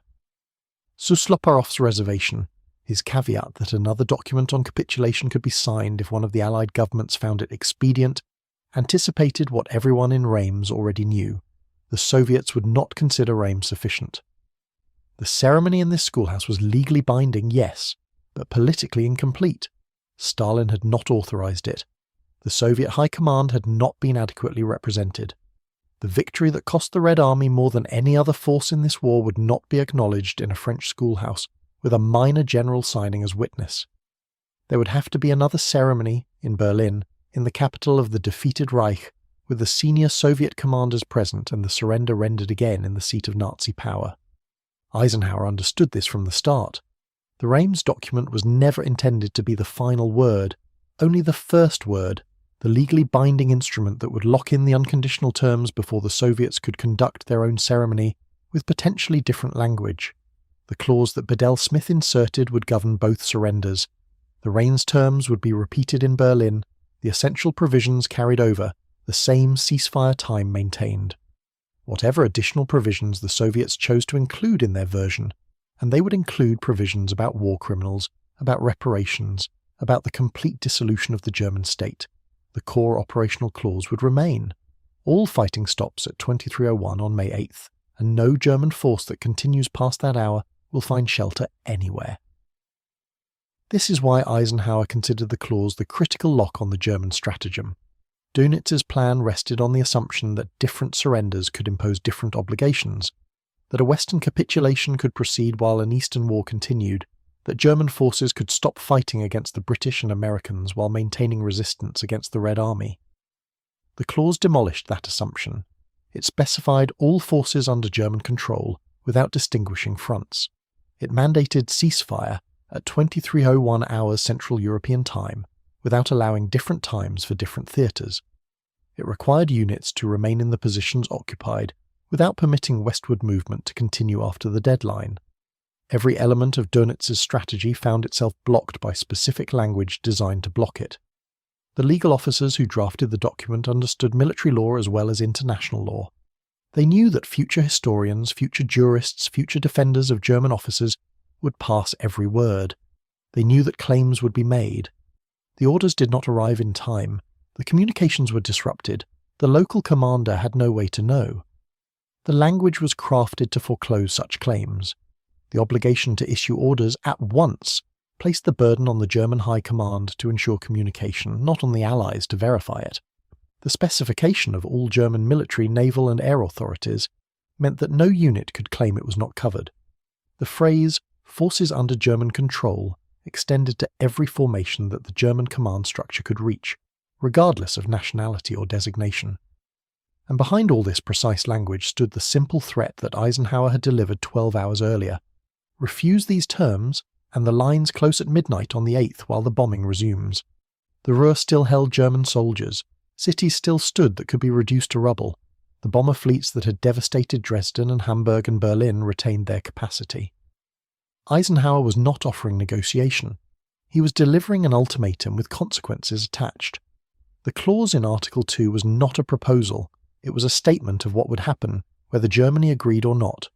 Germany could sign and hope for the 45-hour window to save some of its people, or Germany could refuse and face the closure of all escape routes, plus continued aerial bombardment of whatever remained. The document on the table in the schoolhouse represents this reality in physical form. Multiple copies lie ready, each in the necessary languages, each requiring the same signatures, each carrying the same legally binding force. The room itself seems designed to minimize ceremony. No grand hall, no marble columns, no portraits of kings or presidents looking down on proceedings. Just a schoolhouse in a French city, a room perhaps 30 feet square, tables arranged to accommodate the delegations, lights positioned for the cameras that will record this moment for history. The setting strips away the pretense that this is a meeting between equals. Germany is not negotiating. Germany is surrendering, and the terms of that surrender leave nothing to future interpretation. Jodl has seen the document. He has read the clause. He understands exactly what it means. That his signature will bind the Eastern armies as surely as the Western ones. That no subsequent order from Flensburg can override what he is about to sign. That the dream of a separate peace dies with his name on this paper. In the hours before this moment, he has done what he could. He has argued for delay. He has raised the genuine logistical difficulties of communicating with units spread across the disintegrating front. He has made the humanitarian case that men and women fleeing Soviet captivity deserve more time to reach safety.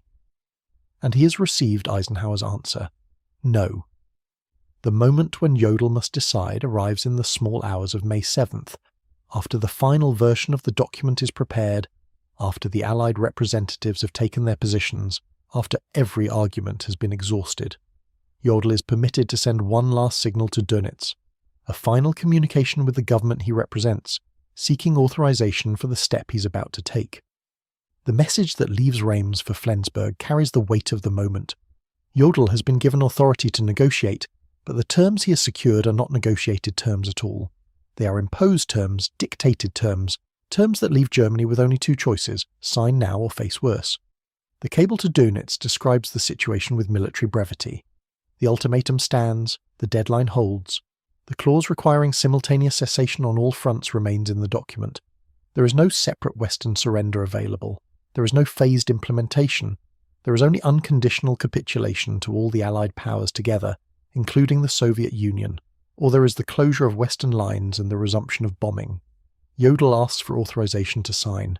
The minutes that follow are the longest of the war. In Flensburg, Dönitz must calculate. Every hour of delay has value. More men reaching safety, more refugees crossing to western zones, more of the human current flowing toward territories that the Red Army will not administer. But Eisenhower has set the clock. Midnight on the 8th is the deadline. If the signing occurs now, at 2:41 on the morning of the 7th, the ceasefire takes effect at 23:01 on the 8th. 45 hours and 20 minutes later.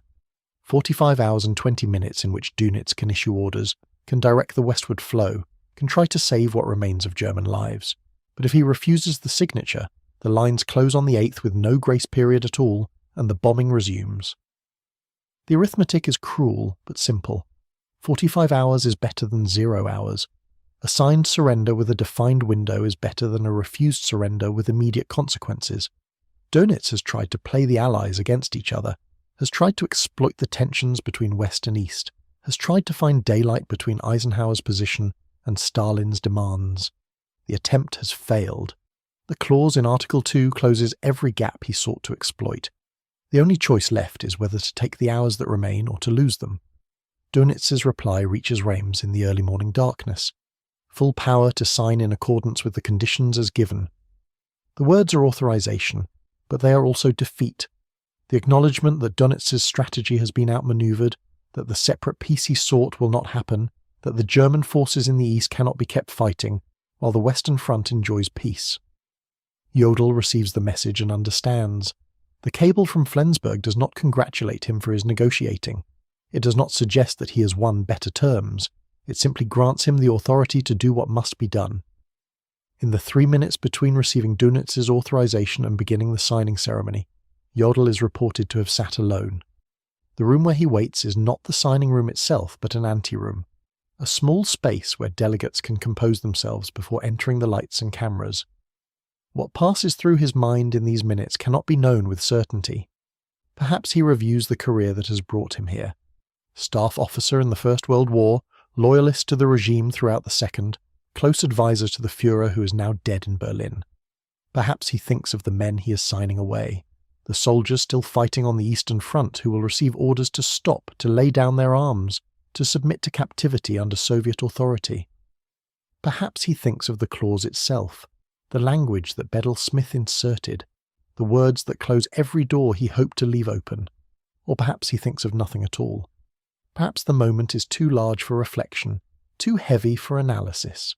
He's about to sign the death warrant of the Third Reich, the document that ends the war Germany started and cannot finish. The signature will be his name, his responsibility, his historical burden. Future generations will know Alfred Jodl as the man who signed the German surrender. Whatever else he has done, whatever other roles he has played, this moment will define him. The anteroom is cold in the pre-dawn hours. The French spring has not yet warmed the nights, and the schoolhouse is not designed for comfort.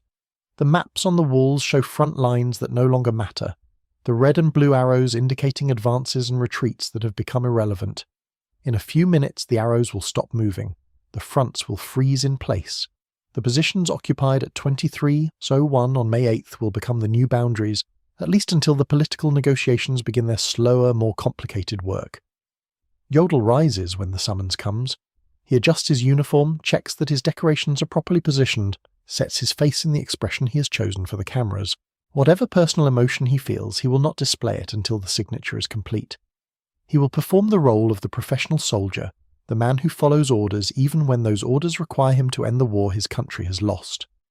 The door opens. The lights of the signing room spill into the anteroom. Jodl walks forward to meet history. The room itself is smaller than photographs might suggest, perhaps 30 feet by 30 feet, adequate for the delegations but not designed for grandeur. Tables have been arranged to create a central signing area, with chairs positioned for the German delegation on one side and the Allied representatives on the other. The flags of the Allied nations hang behind the tables, British, American, French, Soviet. The lights that illuminate the scene are harsh, designed for the cameras rather than for atmosphere. Perhaps 60 people crowd the space, including delegates, military aides, translators, and the journalists who will carry this story to the world.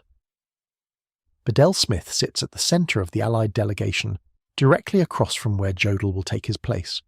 Smith's face shows the strain of the negotiations, the long hours, the responsibility of representing Eisenhower in this moment. He is not the supreme commander, but he acts with the Supreme Commander's authority. Every word he has spoken, every clause he has inserted, every ultimatum he has delivered carries Eisenhower's endorsement. Smith is tired, but he is also ready. The document before him contains exactly the provisions Eisenhower demanded. The German stratagem has been blocked. The unconditional surrender is truly unconditional. To Smith's left sits General Ivan Susloparov, the Soviet representative who is about to sign without explicit authorization from Moscow. Susloparov's position is the most precarious in the room. He has sent the document text to Stalin. He has requested permission to sign. But the reply has not come, and the Americans are proceeding with the ceremony regardless.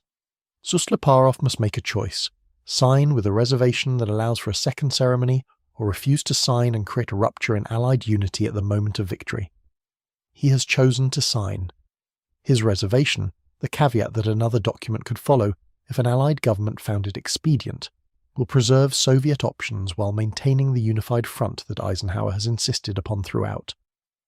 The consequences of this choice will find Susloparov in the months and years ahead. Stalin does not forgive officers who exceed their authority, even when their decisions prove correct. Susloparov signed a document ending the war in Europe before Stalin authorized him to do so. The technical correctness of his action, his reservation allowed for the Berlin ceremony that Stalin demanded, will not fully protect him from the suspicion that follows those who act without orders. But in this moment, in the early morning of May 70, Susloparov's face shows only the weariness and determination that marks every face in the room. To Smith's right sits General de Brigade François Sévez, representing France. Sévez's presence acknowledges French participation in the liberation of Europe, the Free French forces that fought alongside the Allies, the nation that was occupied for 4 years and has now contributed to the defeat of its occupier. France is not one of the major powers that will govern occupied Germany. That role belongs to the Big Three, soon to become the Big Four when France receives its own occupation zone. But France is present at the surrender, represented at the table, included in the moment. Sévez will sign as witness, his signature confirming that France accepts the terms that end the war. Admiral Harold Burrow is also present, representing British naval forces, though the exact configuration of signatories reflects the complexities of Allied command structures. The British role in this war, the years of standing alone, the bomber offensive, the liberation of northwest Europe, is acknowledged but not central to this particular ceremony. Eisenhower commands the Supreme Headquarters Allied Expeditionary Force, and Bedell Smith signs on his behalf. The British Chiefs of Staff in London have been consulted throughout the negotiations, their requirements incorporated into the document. But this is an American-led ceremony, reflecting the American role in the final campaigns and Eisenhower's position as Supreme Commander. Jodl takes his seat across from Bedell Smith. Beside him sits Admiral Hans-Georg von Friedeberg, who has been in Reims since May 5th, who proposed the partial surrender that was rejected, who has watched the German position collapse from inadequate to hopeless over the past 2 days. Friedeberg's face shows the strain more clearly than Jodl's. The red-rimmed eyes, the pallor, the weight of failure visible in every line. He will sign as well, as representative of the German Naval Command, binding the Kriegsmarine to the terms that bind the Army and the Air Force. The document itself lies on the table in multiple copies. The language that will end the war is surprisingly brief. 5 articles, each one dense with consequence. Article 1 establishes the unconditional nature of the surrender. Article 2 specifies the ceasefire time and the requirement to remain in position. Article 3 requires the German High Command to ensure implementation. Article 4 states that the instrument will not prejudice any future general surrender that may be imposed. Article 5 addresses the possibility that the German representatives lack authority, noting that if so, the Soviet High Command and the Allied Expeditionary Force will take appropriate action. The brevity is deliberate. This is not a peace treaty. This is not a negotiated settlement. This is the unconditional surrender of the German armed forces, stripped of diplomatic language, free of face-saving provisions, designed to end the war without promising anything in return. The Germans will cease fighting. The Germans will disarm. The Germans will submit to Allied authority. That is all. Everything else, the occupation zones, the denazification programs, the war crimes trials, the future of the German state, will be determined later by the victors without German input. The ceremony that follows lasts exactly 20 minutes. The document is read. The representatives examine the text, the signatures are affixed in order. Smith signs for Eisenhower, Suslopurov signs with his reservation noted, Sevez signs as witness, and then Jodl signs, his signature the final act that binds Germany to the terms imposed upon it. At 2:41 in the morning of May 7, 1945, the signature is complete. The cameras have captured the moment. The flashbulbs have illuminated faces that will appear in newspapers around the world within hours. The war in Europe is over, or over for the first time, pending the Berlin ceremony that Suslopurov's reservation has preserved. The clause that Bedell Smith inserted stands in Article 2, its language now legally binding, its requirements now operative. At 23:01 on May 8th, all German forces everywhere will cease operations. The positions they occupy at that moment will become frozen. The separate peace that Dönitz sought has been denied. Jodl rises from the table. His face is pale, his expression controlled. The cameras continue to record as he stands, as he looks around the room, as he prepares to speak. The words that come are not in the script. The ceremony is complete, but Jodl asks to address the room. Bedell Smith nods. The delegates wait, and Jodl speaks. First in English, to ensure he is understood. I want to say a word. Then in German, his native language, for what follows. With this signature, the German people and the German armed forces are for better or worse delivered into the victor's hands. The room is silent. The cameras roll. Jodl's voice carries the weight of everything he cannot say. The justifications he cannot offer, the arguments he cannot make, the defence of Germany that the circumstances of this surrender render impossible. In this war, which has lasted more than 5 years, both have achieved more and suffered more perhaps than any other people in the world. It is a remarkable claim to make in this room, at this moment, to these men. The Soviet representative has come from a nation that lost 20 million people to German aggression. The French representative has come from a nation that was occupied, plundered, and stripped of its sovereignty for 4 years. The British representative has come from a nation that endured bombing, blockade, and the constant threat of invasion. And Jodl claims that Germany has suffered more than any other people. I express the hope that the victor will treat them with generosity. The plea hangs in the air. Bedell Smith does not respond. There is nothing to say. The ceremony is complete, the surrender is signed. The hope that Jodl expresses will be tested in the months and years ahead, as the occupation begins, as the trials proceed, as Germany confronts what was done in its name. The room begins to empty. The Soviet delegation gathers its papers. The French witness steps back from the table. The British admiral moves toward the door. And Jodl stands, isolated now, the centre of attention shifting away from him as the mechanics of conclusion take over. His aide, Admiral von Friedeberg, waits nearby, his own signature unnecessary. Jodl alone carried the authority from Flensburg. Jodl alone has bound Germany to these terms. The photographers are packing their equipment. The overhead lights remain harsh, unforgiving. And then a staff officer approaches Jodl and speaks quietly. The German general is wanted upstairs. The walk is short. A corridor, a staircase, another corridor. The schoolhouse that Schaeff has commandeered for this moment was built for other purposes. Children's voices once filled these halls. Lessons were taught in these rooms. The future was discussed in terms of education and opportunity rather than unconditional surrender. Now the building serves a different function. Now history moves through its spaces, and in a small office on an upper floor, Dwight David Eisenhower waits. He has not appeared in the signing room. He has not witnessed the ceremony. He has not exchanged a single word with the German delegation until this moment. The absence has been deliberate, calculated, a statement as clear as any clause in the surrender document. Eisenhower is the supreme commander of the Allied Expeditionary Force, the man who directed the invasion of Normandy, who oversaw the liberation of France, who commanded the armies that have driven Germany to this moment of complete defeat. And he will not sit across a table from Alfred Jodl, as if they were equals negotiating a settlement. He will not engage in the formalities of military respect that might suggest the German High Command retains any standing, any honour, any claim to the professional courtesies that generals extend to one another. The men who planned and executed the war crimes of the Third Reich do not deserve such courtesies. The men who served Hitler to the last do not merit a handshake from the man who destroyed their war machine. So Eisenhower has waited. He has received reports from the signing room. He has been informed when the signatures were affixed. He has known the exact moment when the war in Europe ended, or ended for the first time, pending Stalin's demanded ceremony in Berlin. And only now, with the document signed, with Germany's capitulation legally complete, does he allow Jodl to be brought before him. This is not a meeting. This is a reckoning. The office is small.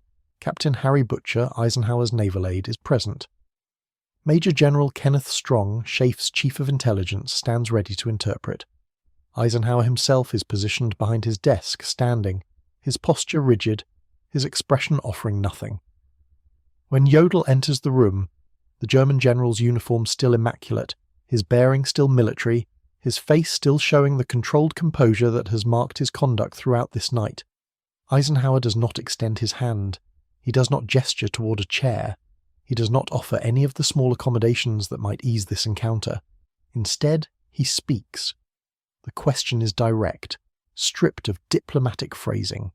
Strong translates. Does Jodl understand the terms of the document he has signed? Does he understand what he has committed Germany to do? Jodl answers. The word is brief, almost clipped. Yes. Strong continues. Will Jodl be responsible for the execution of these terms? Will he ensure that German forces comply with the ceasefire, with the disarmament provisions, with every requirement contained in the act of military surrender? Again, the answer, yes. The exchange takes perhaps 30 seconds.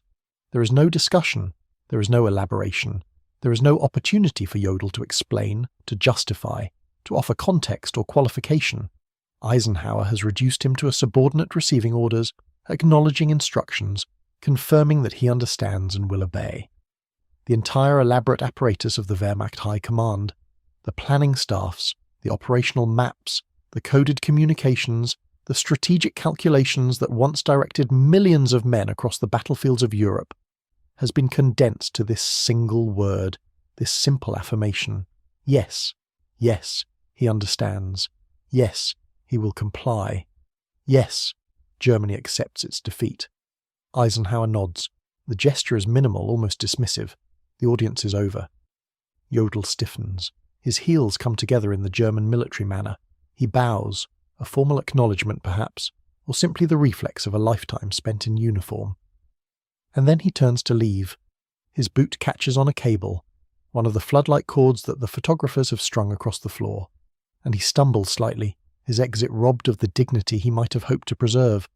The small indignity is witnessed by everyone in the room. No one comments, no one helps.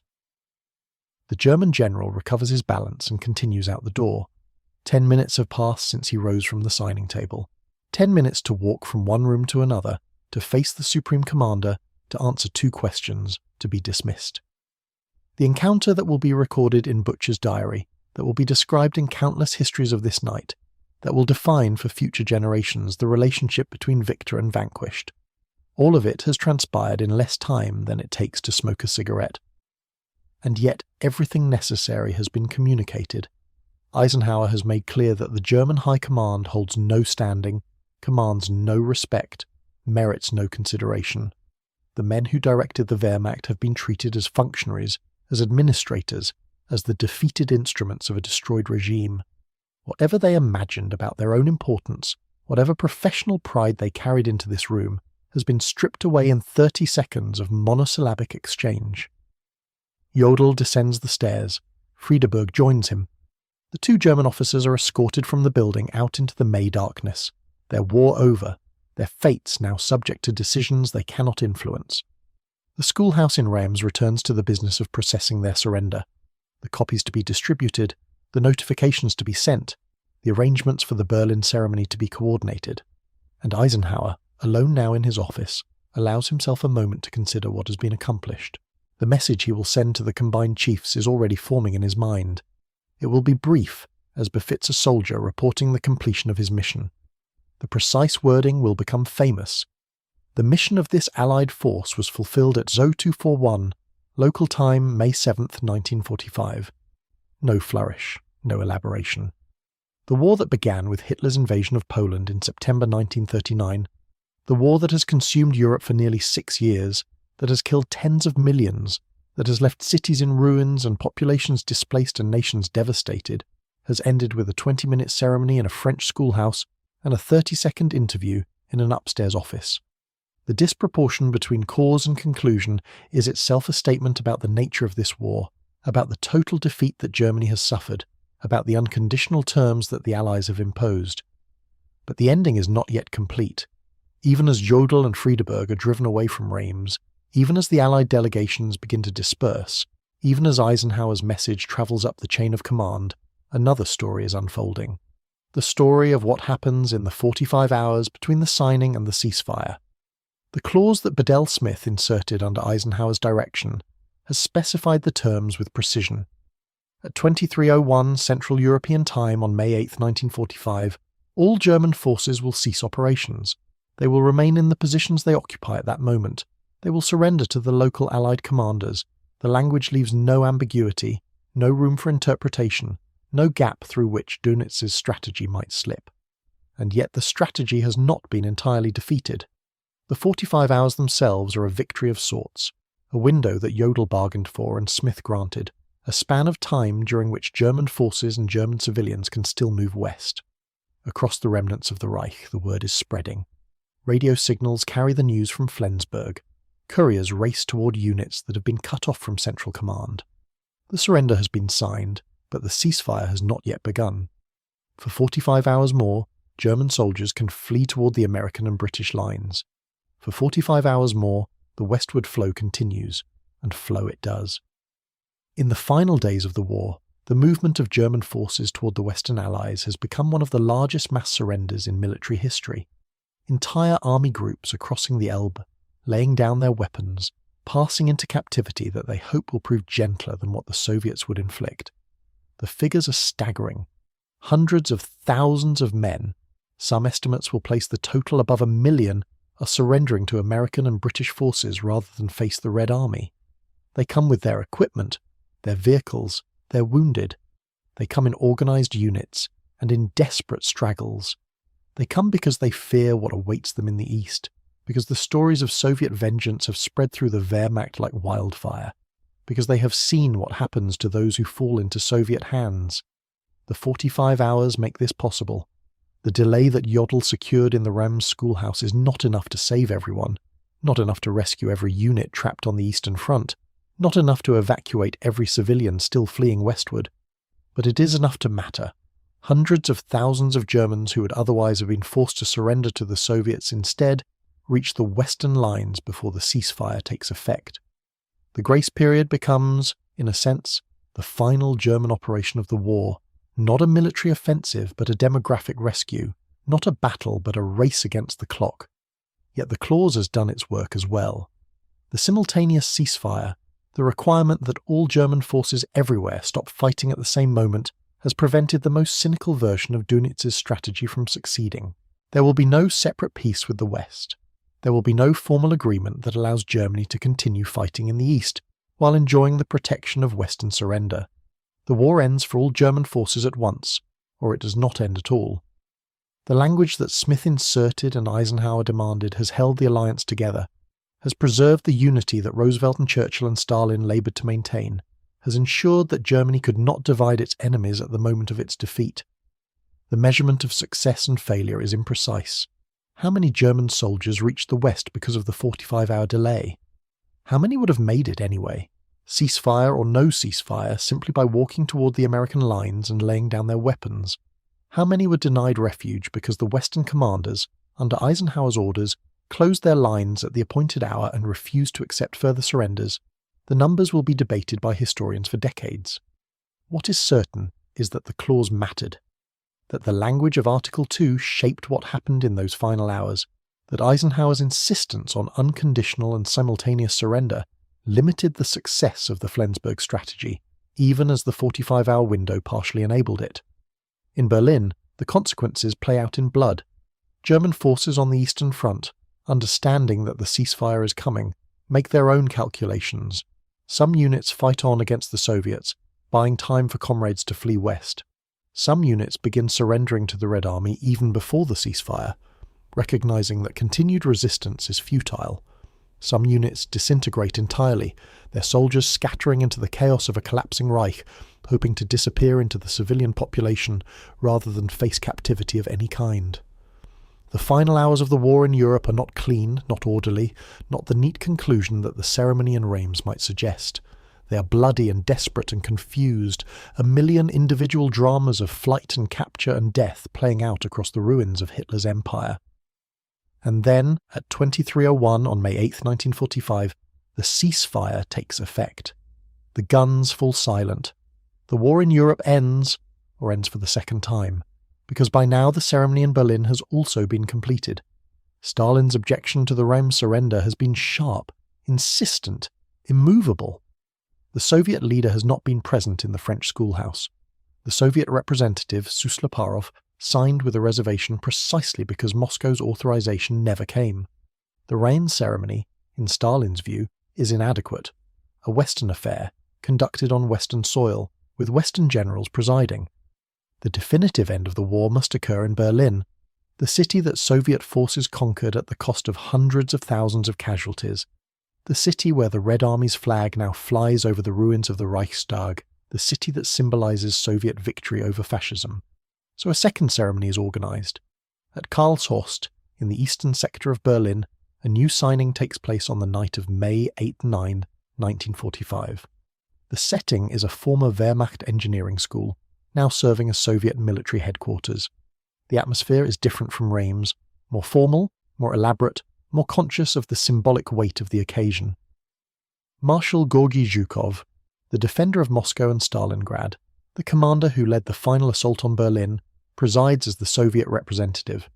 Air Chief Marshal Arthur Tedder represents Eisenhower and the Western Allies, and the German delegation, Keitel, Friedeberg, Stumpf, signs again, affixing their names to a document that differs only slightly from the one signed in Reims, but that carries, for Stalin and for history, a different significance entirely.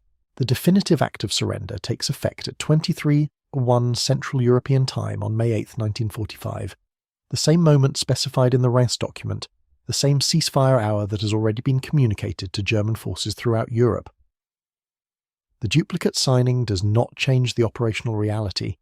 The war has already ended by the time the Berlin ceremony concludes in the early hours of May 9th, but the political reality has been adjusted.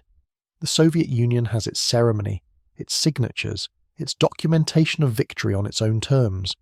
The alliance that defeated Germany has held together through one final negotiation, one final accommodation, one final recognition that this war was won by three great powers, not one, and that each must have its moment of triumph. For the Germans, the double surrender is a final humiliation, forced to sign not once but twice, forced to acknowledge their defeat in the capital they once controlled and the city that fell to Soviet arms. Keitel, signing at Karlshorst, cannot resist a gesture of defiance. He raises his marshal's baton in something like a salute before putting pen to paper. The gesture is empty, meaningless, the reflex of a man who still imagines that military bearing might preserve some shred of dignity. It preserves nothing. The cameras record his signature as they recorded Jodel's. The flashbulbs illuminate another set of defeated faces, and then the ceremony is over and the occupation begins. The world that emerges from these two ceremonies, Reims and Karlshorst, May 7th and May 8-9, the French schoolhouse and the Berlin engineering school, is a world divided. The lines that the Allied armies have reached will harden into borders. The zones of occupation will become the foundations of two German states. The alliance that held together long enough to defeat Hitler will fracture within months, years, as the Cold War replaces the hot one. Everything that will follow, the Berlin blockade, the construction of the wall, the decades of division, is latent in these ceremonies, implicit in the geography of victory, present in the tension between Western and Soviet representatives, even as they sign the same documents. But that is the future. In the present, in the early hours of May 7th, 1945, in the small city of Reims, in the schoolhouse that has served as Schaeff headquarters, the war in Europe has ended. The document lies on the table where Jodl signed it. The delegates have departed. The photographers have packed their equipment. The floodlights that Jodl stumbled over have been removed. And in the stillness that follows, in the sudden absence of crisis and urgency, and the relentless pressure of command, the magnitude of what has occurred begins to settle over those who remain. 6 years of war, 6 years of planning and fighting and dying, 6 years of invasions and retreats, of offensives and counteroffensives, of cities destroyed and populations displaced and empires shattered. The war that began with Stukas diving over Polish cavalry has ended with signatures in a French classroom. The war that saw German armies reach the gates of Moscow and the shores of the Atlantic has ended with a German general stumbling over a cable on his way out of an American commander's office. The disproportion is absolute. The Reich that was to last 1,000 years has collapsed in 12. The military machine that conquered most of Europe has been ground to nothing, and the men who directed that machine, the generals and admirals and field marshals who served Hitler, have been reduced to signing whatever documents the victors place before them, acknowledging whatever terms the victors impose, hoping for whatever generosity the victors might show. The schoolhouse in Reims will return to its original purpose after the war. Children will again fill its halls. Lessons will again be taught in its classrooms. The room where the surrender was signed will become a museum, a place of memory, a site where future generations can stand where Jodl stood and see the table where history was made. But in this moment, in the early morning darkness of May 7th, 1945, the room holds only the echo of what has occurred. The chairs are empty, the table is bare. The single lamp that illuminated the proceedings still burns, its light falling on the space where the document lay, on the place where Jodl bent to sign, on the threshold between war and whatever comes after. Outside, the city sleeps. The Champagne capital of France, occupied and then liberated, has witnessed history pass through its streets. The cathedral where French kings were crowned stands intact, its towers dark against the pre-dawn sky. The streets that will soon fill with celebrating crowds are quiet now, the news of the surrender not yet fully disseminated, the magnitude of the moment not yet comprehended by those who have lived through the war and survived to see its end. In the east, beyond the horizon, the sun is preparing to rise. It will illuminate a Europe at peace for the first time in nearly 6 years.